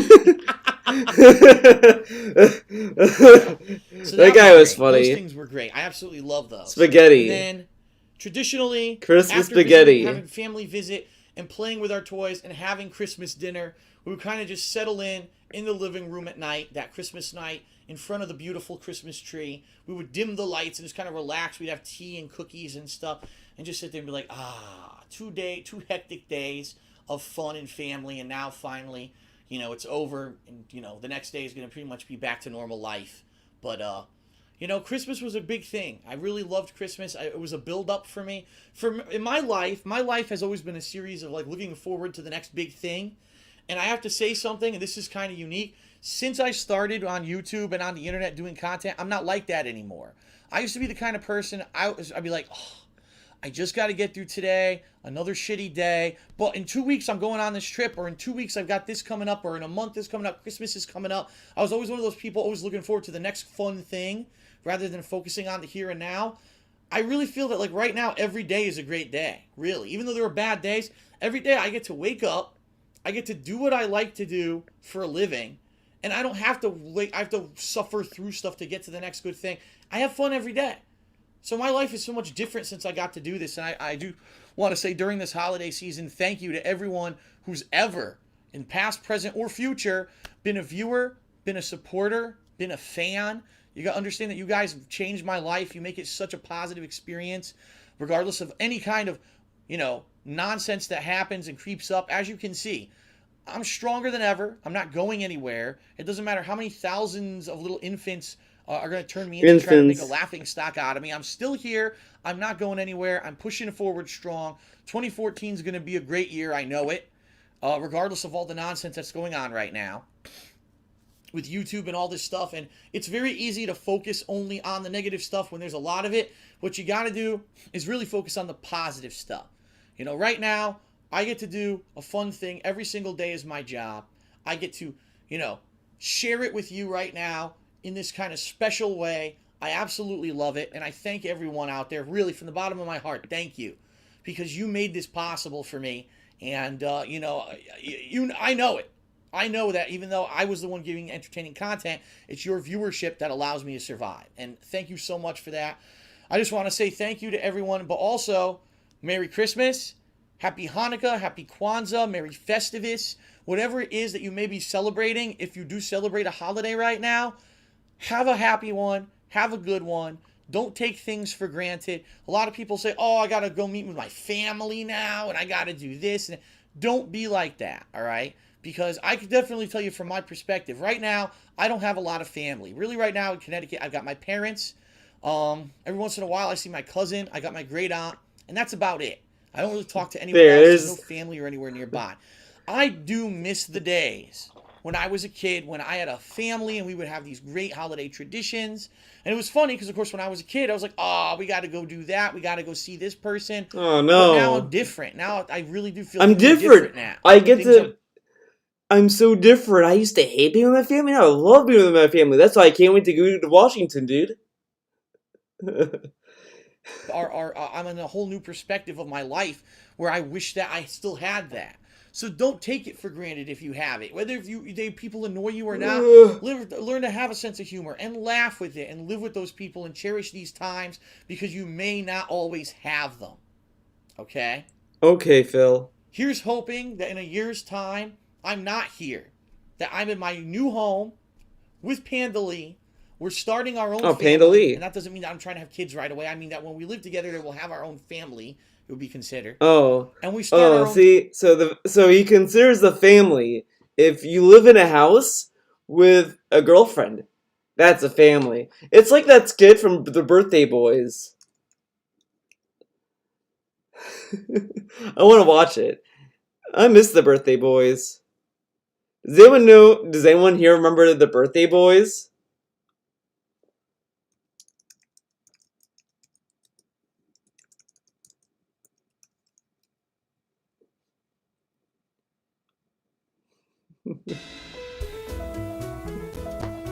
Hi, folks. I wanted to take a moment to call your attention to something I find quite interesting that's been evolving in our society. If you haven't noticed, the concept of what makes a family has changed quite a bit in the 21st century. Maybe it's not what you're used to, but sometimes a family doesn't have to be a mom, a dad, 2 kids, a dog, and a house in the suburbs. The contemporary family can include a stepmother or stepfather. Sometimes there are 2 dads. A family can be several children and a loving aunt or uncle.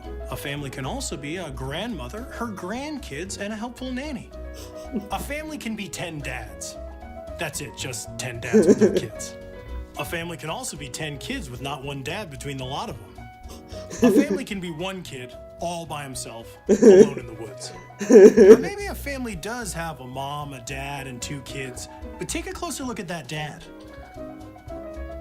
He's a woman. Let's say you got 30 kids, a Hyundai Elantra, and 3 quarts of milk. That's a family. A fat guy, a watermelon, and a stack of magazines. Oh, just DSP. How about a collection of people who may look very much like a family, but I promise are of no relation whatsoever? Guess what? I lied. That's a family. Sue me.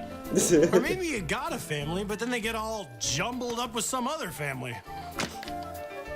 Family. Picture, if you will, the entire population of Rhode Island. Now picture their Thanksgiving. Let's take another look at this family whose dad turned out to be a woman. There's still something fishy about them, isn't there? Maybe it's that mom. Wait a second. That's no woman. That's a magazine. A Jew, a Catholic, and a Muslim walk into a bar. Do I even have to say it? A train leaves Chicago headed east at 40 miles per hour. Don't make me say it. Pull my finger. Family. Well, I think I've made my point. There are lots of different types of families out there. And as for me, I got 10 dads. Well, thanks for listening. And say hi to your family for me. We love you, son. I love my dads.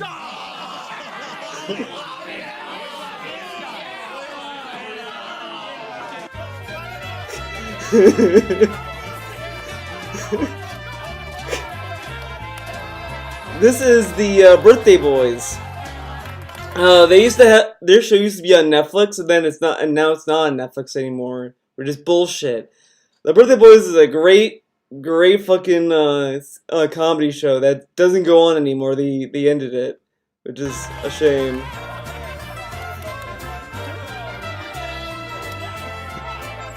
I just love that. That was like my favorite skit from them. Like, oh, this one might be good too. This one I didn't know existed.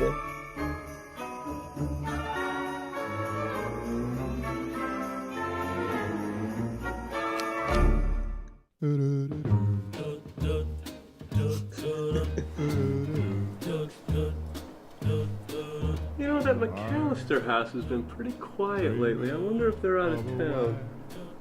Oh no, they're home. There's little Kevin right now. What is he up to over there? This kind of what is it, you know? Kevin, Yeah. what are you doing? You can't start chopping down trees in your own yard. Your Kevin, you parents can't. are not gonna be happy. Oh, about Kevin. that. He's a rascal.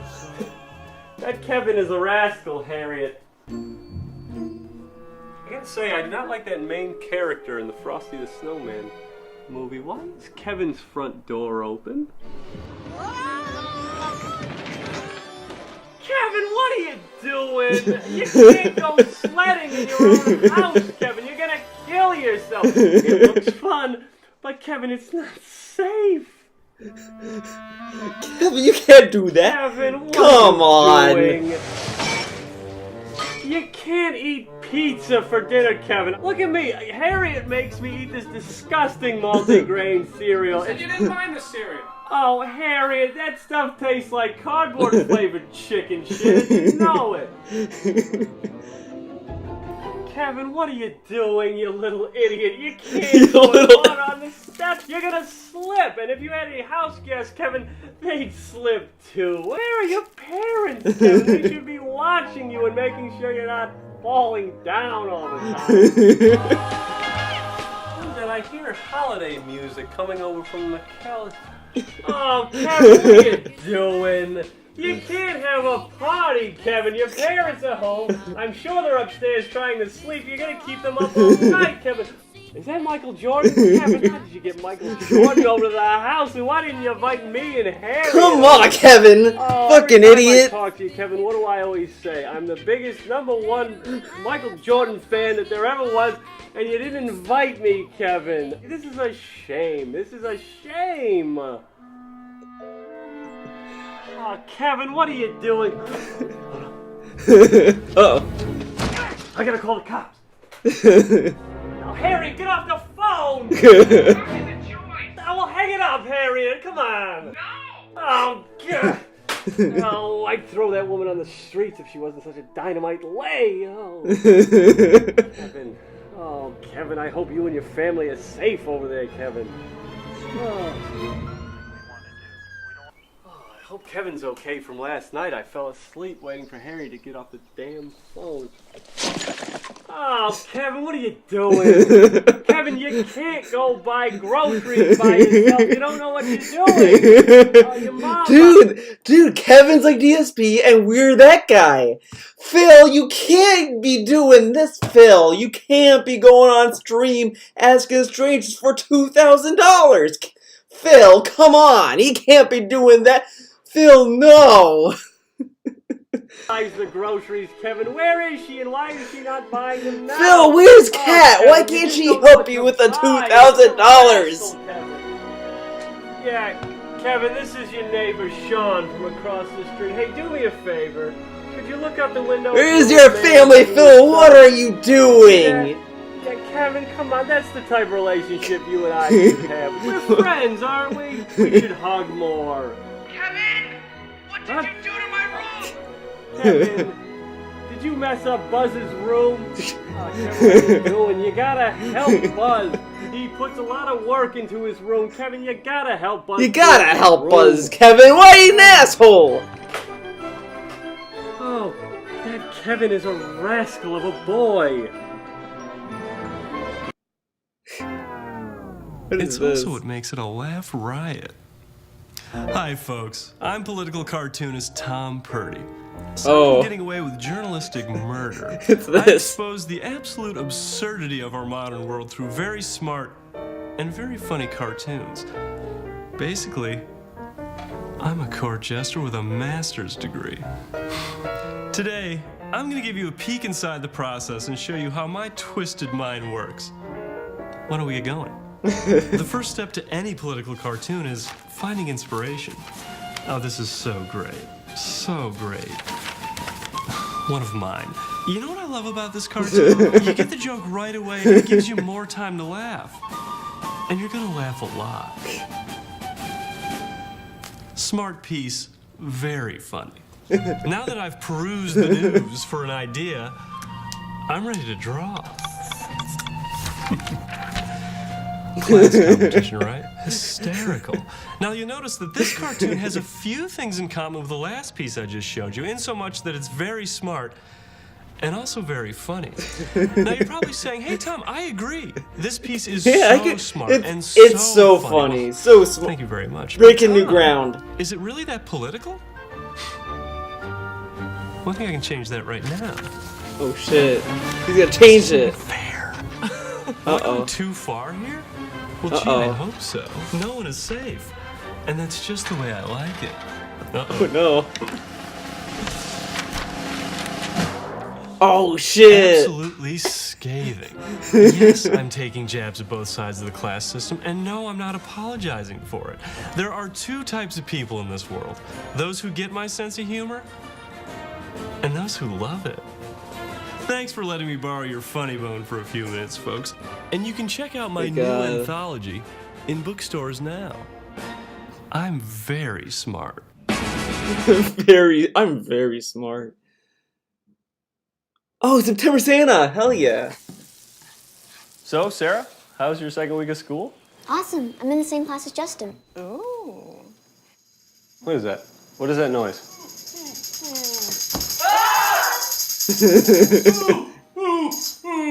Happy September, everyone! What the hell? Who are you? Relax, it's just me, September Santa, spreading a little September magic. I come around every September 18th at 1:48 p.m. September 18th? It's just as weird as December 25th. No, it's not. December 25th is the birth of Jesus Christ, our Lord and Savior. Okay, we get it, Sarah. Unlike December Santa, I have no religious affiliation. Hold on. Who are you again? September Santa. But September sucks. Hey, chill out, Paul. Everybody loves when the leaves start changing colors. Yeah, that's more like October. Yeah, but it happens a little bit in September. And hey, you can go swimming at the beach in September, catch a wave, surf's up. Not really. You could. It would be cold, but you could do it. Oh, it's who instead of ho ho ho. This guy does things a little differently. It's very interesting. Yes. And who could forget the September classic, E.T. the Extraterrestrial? Don't you remember the Halloween scene? Yeah. Well, if there was a summer scene and a Halloween scene, then there had to have been a scene in, you guessed it, September! What? And unlike Santa Claus, I don't have a naughty or nice list. I give gifts to everyone, from Mother Teresa to Osama bin Laden, all the way down to Barack Obama. For you, Paul, a wonderful Hear that again. Osama bin Laden, all the way down to Barack Obama. For you, Paul, a wonderful. I love how dark that was. To all the way down to Barack Obama. Hoo. Oh my god. Pencil, perfect for back to school. Great. And you, Sarah, a mechanical pencil. Look at it go. You feed the lead in through the top, and then you click it down to write. Can I leave? Yeah, sweetheart, if you want. Sorry, go ahead. She has something to do. Okay. Oh, and little Joey. A pencil. The best gift to write reminders to yourself that Halloween is right around the corner. Oh, September Santa. Right. So all the gifts have to do with September. Yes, just like how all of Santa Claus's gifts have to do with the month of December. Anyway, it's time for me to get going. I'll see you all next September. Aren't you gonna go out the window? No, I'm just gonna use the front door. And remember, part of E.T. took place in September. See you next September. All right, September Santa. Goodbye. And that was the tale of September Santa.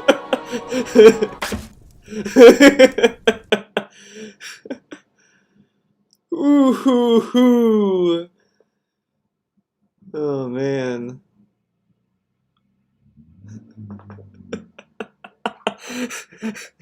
From Mother Teresa to Osama bin Laden, and also all the way down to Barack Obama. Oh man. But that family skit is why I picked it. I wanted to show you. So anything can be a family. Traditions, you know, and that's just it. I really feel I'm at that level of my life where I'm ready to move to the next level. I'm ready to start my own stuff. Rather than living in the past and all the things that have passed by and I've lost, it's time to move forward positively to the future.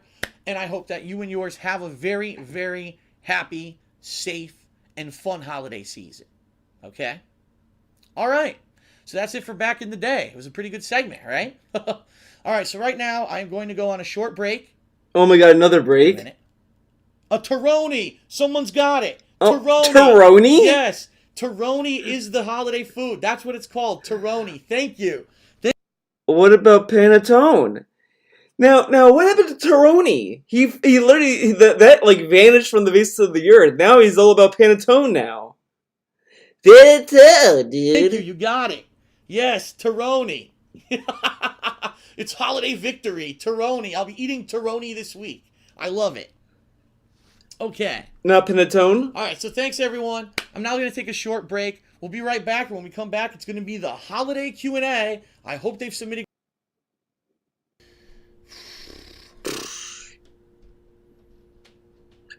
Oh my god, he's deep into... Look at that lean in.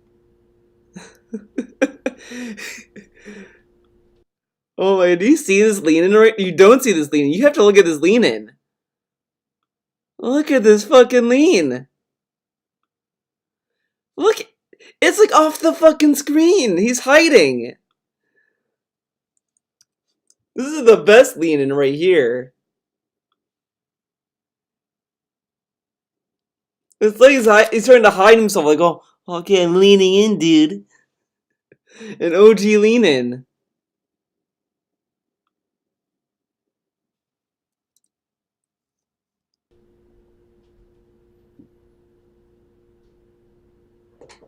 I'm looking for good questions. Hold on. I already explained about 5 times what I'll do if I leave Connecticut regarding co-op. I'm not going to repeat myself again on that one.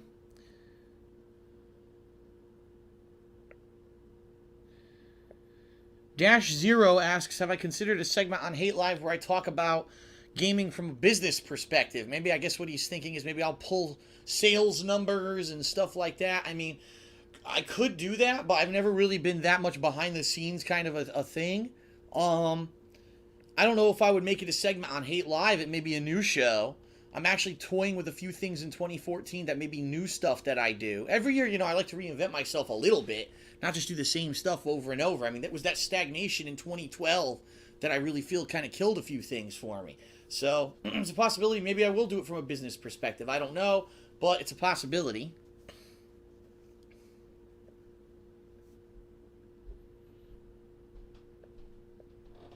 Have I ever found myself in a situation where I was slapped across the face by a woman for saying something crude to her? Absolutely not.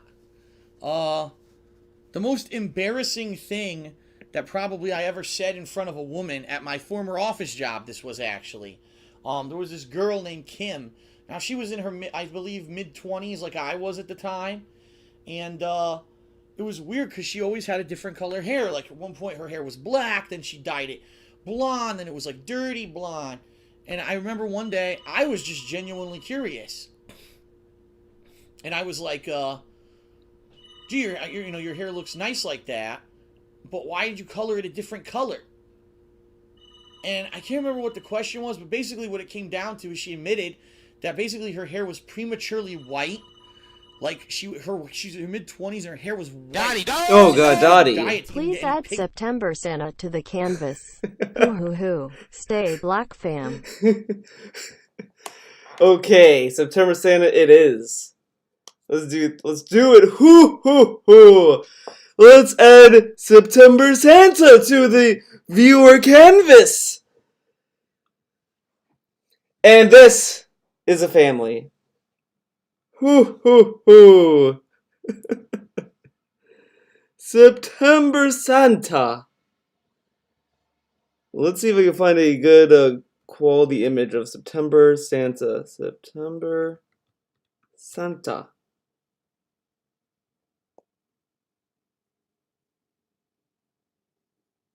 Okay, perfect reference. Please play the cringy Grinch parody. I think I know what that one is too, Babel. I think I know what that one is. I'll play it, but after this, I might have to shovel the driveway a bit. So it'll be a very quick one because it didn't snow that much, but I want to kind of pave it down. So, which I'll try to do as quickly as possible. But I'll do that right after I do this. In it, I guess it was some kind of a hair disorder, and she was very embarrassed that I would ask. She says, "Boy, you don't have many manners, do you? That you would ask that kind of question." I'm like, "What do you mean?" She goes, "That was very rude that you would ask that publicly." And I was like, "What?" Like, I was like, "What are you talking about?" I says, "You can ask me anything you want. I don't give a shit. I'm not, I don't think it's rude. I think that you're just oversensitive." And I pointed to my receding hairline. And I said, "Don't worry, because every time I wash my hair, I lose a little bit." Dude, I'm not losing any hair. He tells this woman, "I'm losing hair, dude. I have a receding hairline." But if you tell them that in the stream chat, you get banned. What the fuck?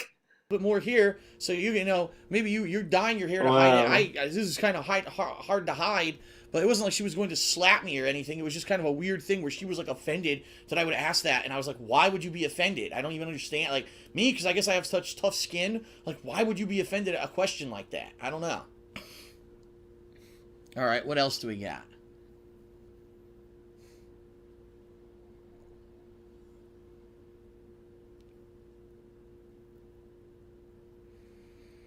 We got, if I could go back in time and change something that happened in my life, what would I change?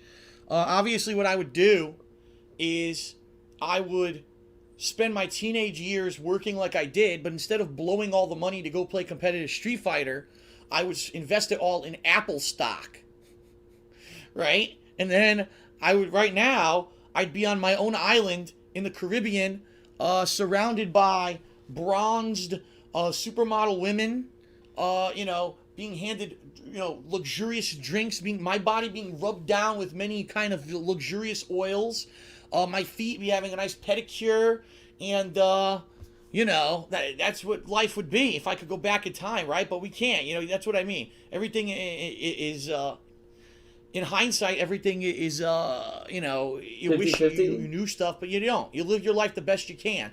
If you're asking me if I have any regrets, no, I really don't. I'm going to say this. I don't live my life in a way that has regrets. I've taken chances in my life. Some were dumb, some weren't so dumb. And, they've gotten to me to where I am. And life is an ongoing struggle. There are some people who are so rich that they never really have adversity. But the adversity that I had has made me a better person, has made me a stronger person.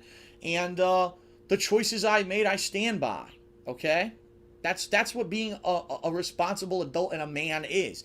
Owning up to what you've done rather than saying, oh, I wish I could change the past and this and that. No, you need to own every decision you've ever made. And that way you don't feel like, oh, wimp, and I wish I could have, wishy-washy, I wish I could have gone back. No, I'm not like that. Let's see here. Would I ever consider getting back into lifting weights and living a more active lifestyle if I got back surgery and my back was fixed? Lifting weights, no. Because I'll tell you right now, it's too risky. Even if I had my back repaired in any way, lifting weights is always going to have a massive potential to re-injure. But being more active, sure. I used to have an exercise bike. And every day when I got home from work, I would run on that exercise bike for about 45 minutes, like big high resistance, while I watched a movie or something, and I burnt massive calories. I was a much healthier person. I just can't be that anymore, because if I were to do that, I would hurt my back. So yeah, I would probably do more cardio style stuff. I wouldn't do weightlifting.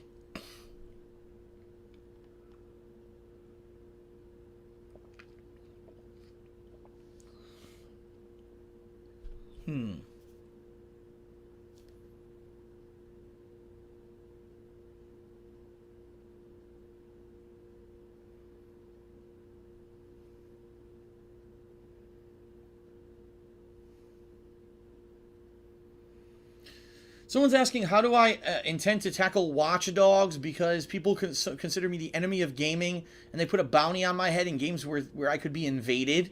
First of all, I have no idea what that aspect of Watch Dogs is. I don't know if people can just willy-nilly invade your game and do stuff. I don't know.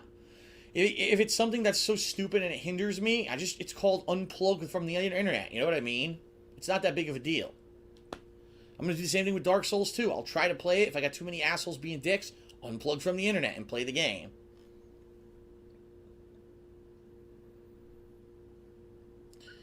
Let's see.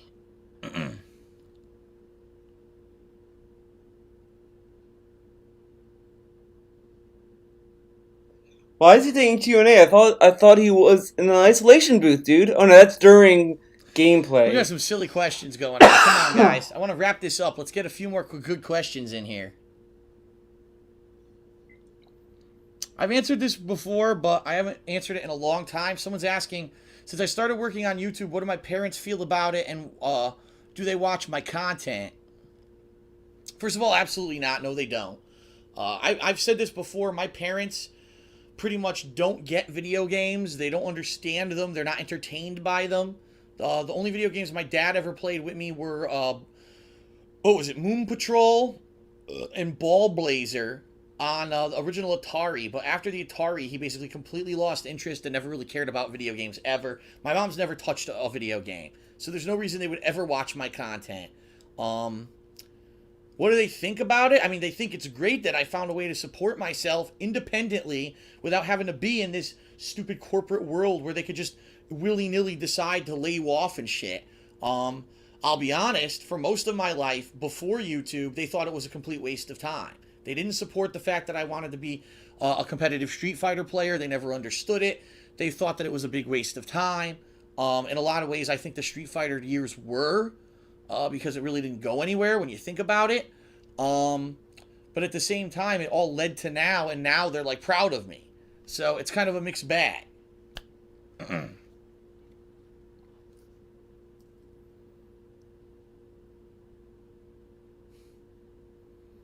Let's see here.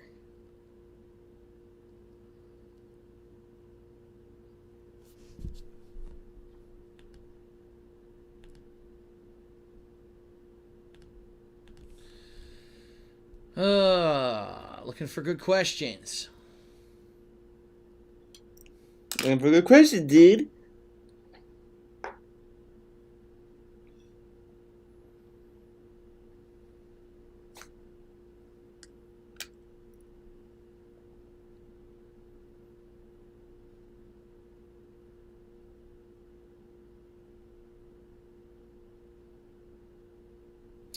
Someone says, oh, Jealousy asks, if I switch networks and I'm not with Machinima anymore, would I consider keeping the network a secret so I can avoid trolls from submitting false complaints to the network?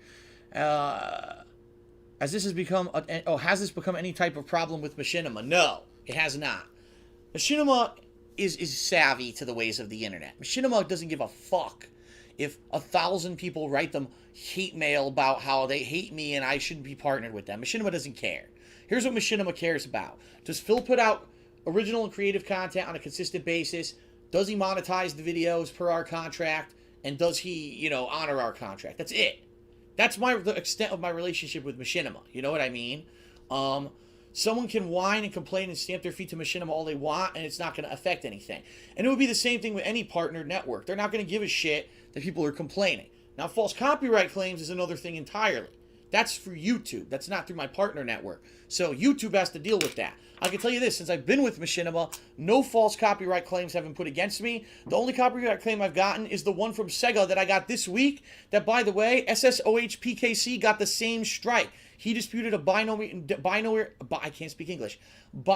domain video that it got content matched to Sega. He disputed it, and he got the copyright strike. It's not just us. A ton of people this week got copyright strikes from fucking Sega.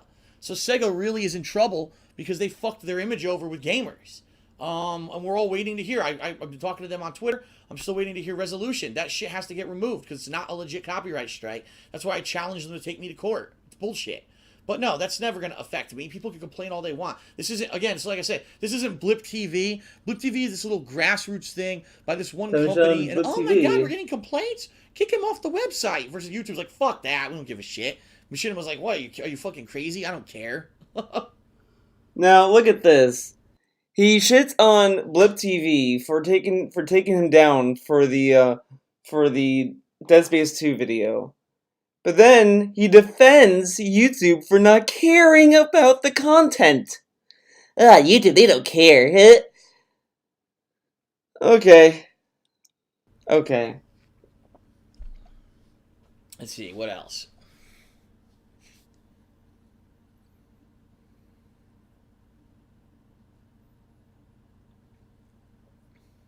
If I switch partners, will I have to remove all videos with the Machinima logo? No. Because it's too bad. I mean, that's already there, and no, there's no way you could force someone to take down their own content. And at that point, when I created those videos, I was under contract, so there's really nothing they could do about it.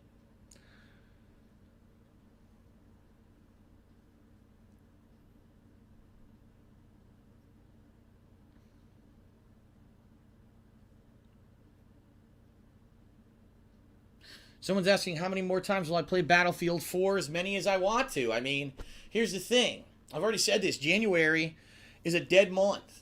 So January, I'm going to be looking to really fill the time with different kinds of content. Battlefield is something that I can go back to, maybe once a week and play a session of. Regardless if people are watching the hell out of it, which they're not.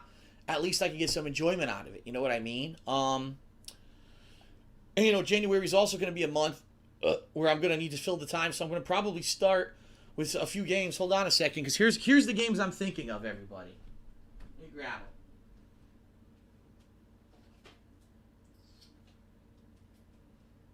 Put this down here.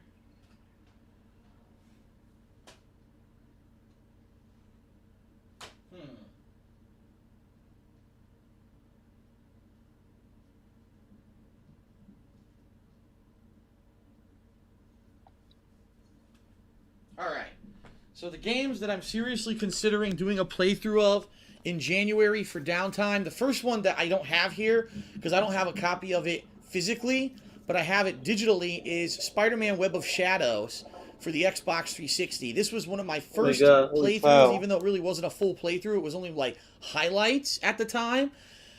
But I really enjoyed the game. And keep in mind, that's one of my most viewed playthroughs ever. It's got millions of views on it, millions of views in certain parts. It's my highest viewed video on my original Dark Side Phil channel. I would love to do that game again, okay? That's number one. The next game I'm considering doing a playthrough of is Lost Odyssey. I know this isn't the box for Lost Odyssey. This is a generic box, but I bought it. It's a very difficult JRPG, and for me to enable to do it properly, oh my god, I'm sorry I'm coughing so much. Is play it during, say, stream time, play it in advance in the story, and then at night go and grind at night, probably on stream. That's what I'm going to have to do, because it's that hard. It requires a lot of grinding to get through parts of this game. It's a very difficult game. That's what I'm considering, because I really enjoy that. Devil May Cry 3. That's right. I never played it. The Devil May Cry 3 HD remake. People have been asking for it for 100 years. I'm considering Devil May Cry 3. And then last but not least, probably one of the ones I want to play more, but I don't know how much interest there would be, Blue Dragon.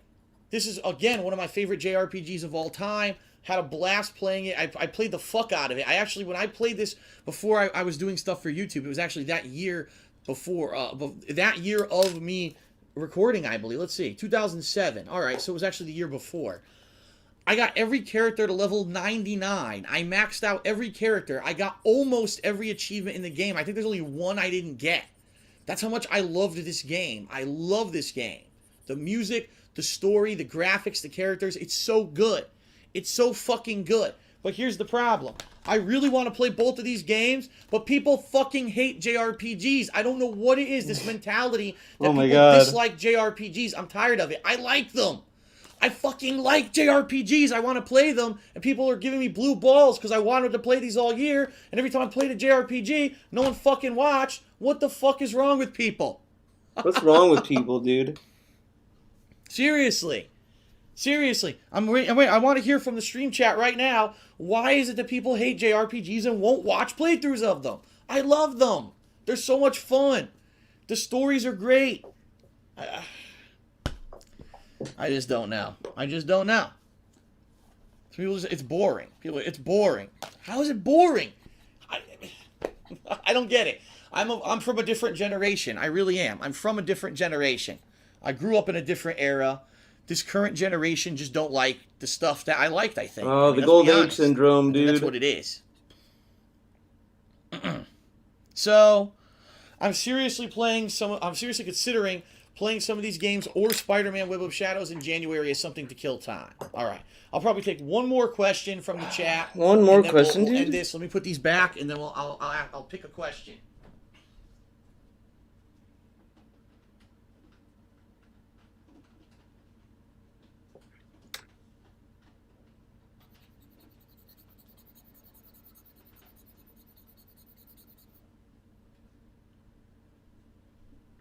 Okay, what's going to be our last question for this holiday episode?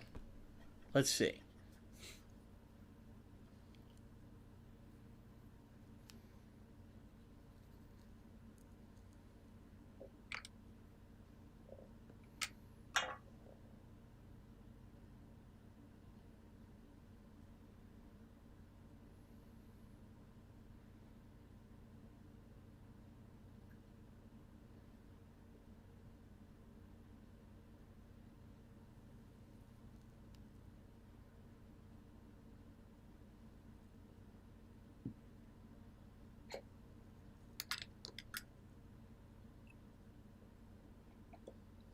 I'm really not getting many good questions anymore.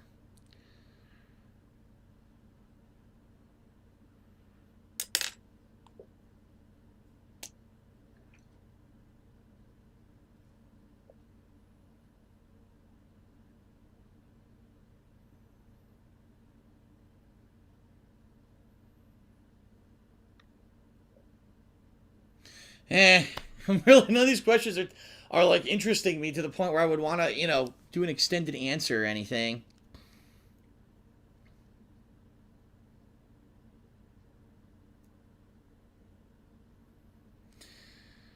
What is the worst Christmas disaster I've ever had? None. I don't think I've ever had like a huge Christmas disaster where something went horribly wrong, like the tree set on fire or, dinner was spoiled or something like that. I think for the most part, you know, we didn't take many risks and we played it safe and we didn't have any kind of disaster. I've already mentioned this. I'll mention this. This will end it. This will end the episode of Hate Live Beta. Okay. Ooh. The biggest disappointment was the year that I've mentioned this before, but I'll mention it again.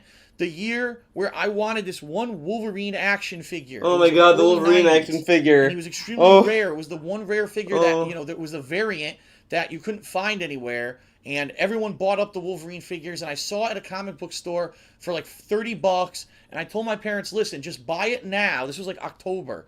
I said, buy it now. Buy it now. Hold it till Christmas and give it to me at Christmas. I want it that bad. I'll wait. And they didn't buy it. They thought that they could, you know, find it later, which they never did. Christmas came and went. I didn't get my Wolverine action figure. I ended up getting like 4 months later, but at that point it was already old. Like there was already new waves of figures and stuff coming out, so I didn't really care about it anymore. That was like pretty much the biggest disappointment I had at Christmas. My parents didn't listen to me and buy something ahead of time that I knew would be in demand, and then I didn't get it for Christmas. Yeah, fucking idiots. Oh my god. Can you imagine getting a toy not when it was hot, brand new? All right, the last question. Oh my god, the fucking... Someone's asked me, what do I think of Ultra Street Fighter 4? Will I be picking up Street Fighter again? I don't think of Ultra Street Fighter because I haven't followed up on any of the news. I don't know if the new character's been announced. I don't know if there's engine changes. I know nothing. I don't even know when it's coming out. But I am going to play it when it comes out. I'm going to give it a fair shake. I'm going to be doing sets of gameplay. I'm going to try to do well in it. I don't know if I will. It'll be cool because it's a clean slate for everyone. So I'll be able to try out the new characters. Like, I'm definitely interested in Rolento and Hugo. Absolutely. I think that they're both going to be great. Didn't he just say he doesn't know the characters? And then he lists the new characters. If I end up doing well, you know, will I pursue other things with it? Maybe. But chances are, I'm probably not going to take it that seriously. You know, as I said, all these years of me trying to do competitive Street Fighter, singing thousands of dollars, traveling the country to play it, and where did it get me? Nowhere. So when I dropped Street Fighter and tried to focus on other gaming, that I ended up becoming successful. So we'll see what happens, but as you know, I do have a passion for it. I do have a desire to play it from time to time. I am going to be playing Ultra Street Fighter 4. I just don't know how seriously right now. And that concludes the Hate Live Beta Podcast Holiday Special for 2013. I hope that you found it entertaining. I hope that I filled you with the Christmas spirit. That your bowels are now so swollen that as soon as I end, you're going to have to run to the bathroom and just empty your groin into the toilet of that candy cane flavored lovingness that I filled you with during this show. I hope that everyone again has a very Merry Christmas, Happy Holidays, no matter what you celebrate. Be safe. Remember that I will be doing a Christmas special here on Christmas Day. No, well, not here. On DSP Gaming, it will be released. The Christmas special. It's going to be great. I hope you guys will check it out. Thanks to everyone for all the things that you do throughout the year, following me, watching me. I appreciate it so much. I'll see you for new gameplay coming up this week. We got co-op tomorrow with John. We got more UR series coming up and other gameplay. I'm really excited. I hope you are too. Thanks, everyone, for your time. Have a good night. Peace out. Merry Christmas. Happy holidays. And to end it, the line from Scrooge that always makes me cry when I hear it at the end. The little mute boy finally opens his mouth and he says, God bless us, everyone. Merry Christmas, everybody. I'll see you soon.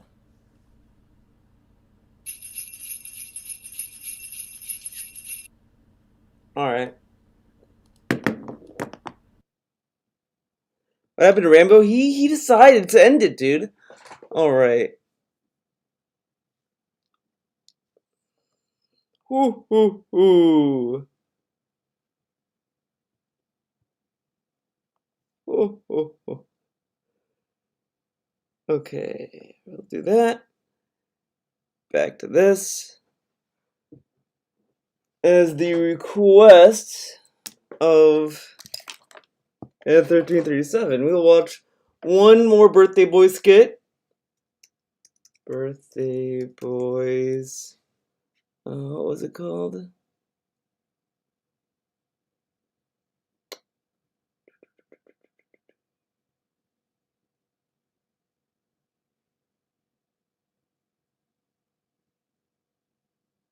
Oh, it's Mabel.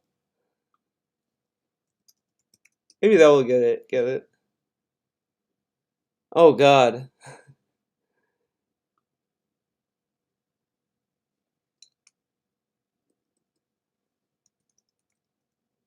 Cringy.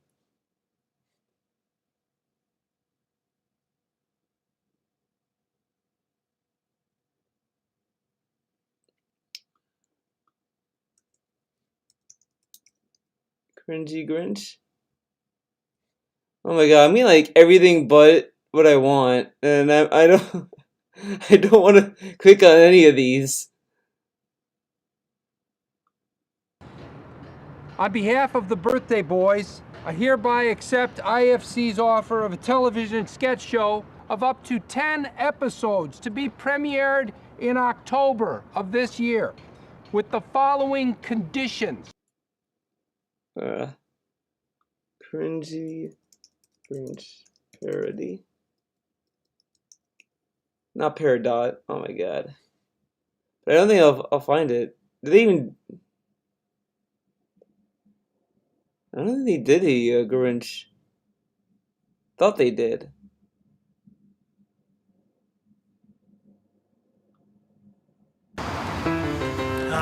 Friday afternoon. Put in a great week of work. Now it's time to go home and catch up on all my TV shows. Got the whole weekend ahead to clean out the DVR.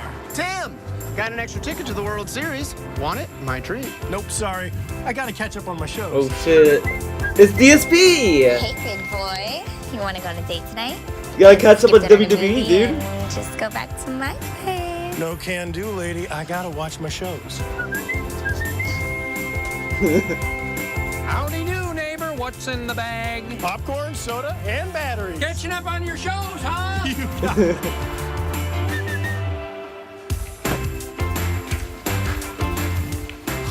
Here we go. Oh yeah, I'll do that. This may take more than a weekend. Better get started. The black dawn grows nigh, and nigher still. All locked up. Dane, take Carrie back to the bar. Dane, the ghouls got me.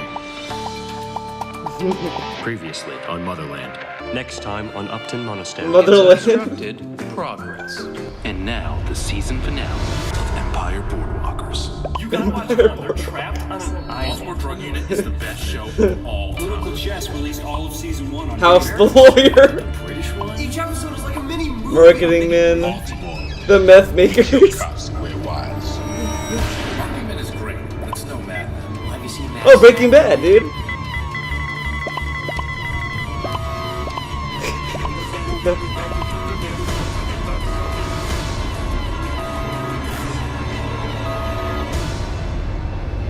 Heavy is the hand that bears the remote.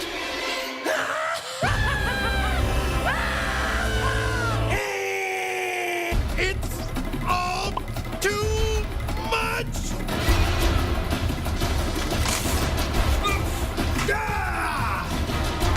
There's too many shows. There's too many There's too many shows. There's too many shows. There's too many shows. Hi, I'm executive producer Bob Odenkirk. Are there too many TV shows? Yeah. Do you have to watch them all? Yeah. So get started.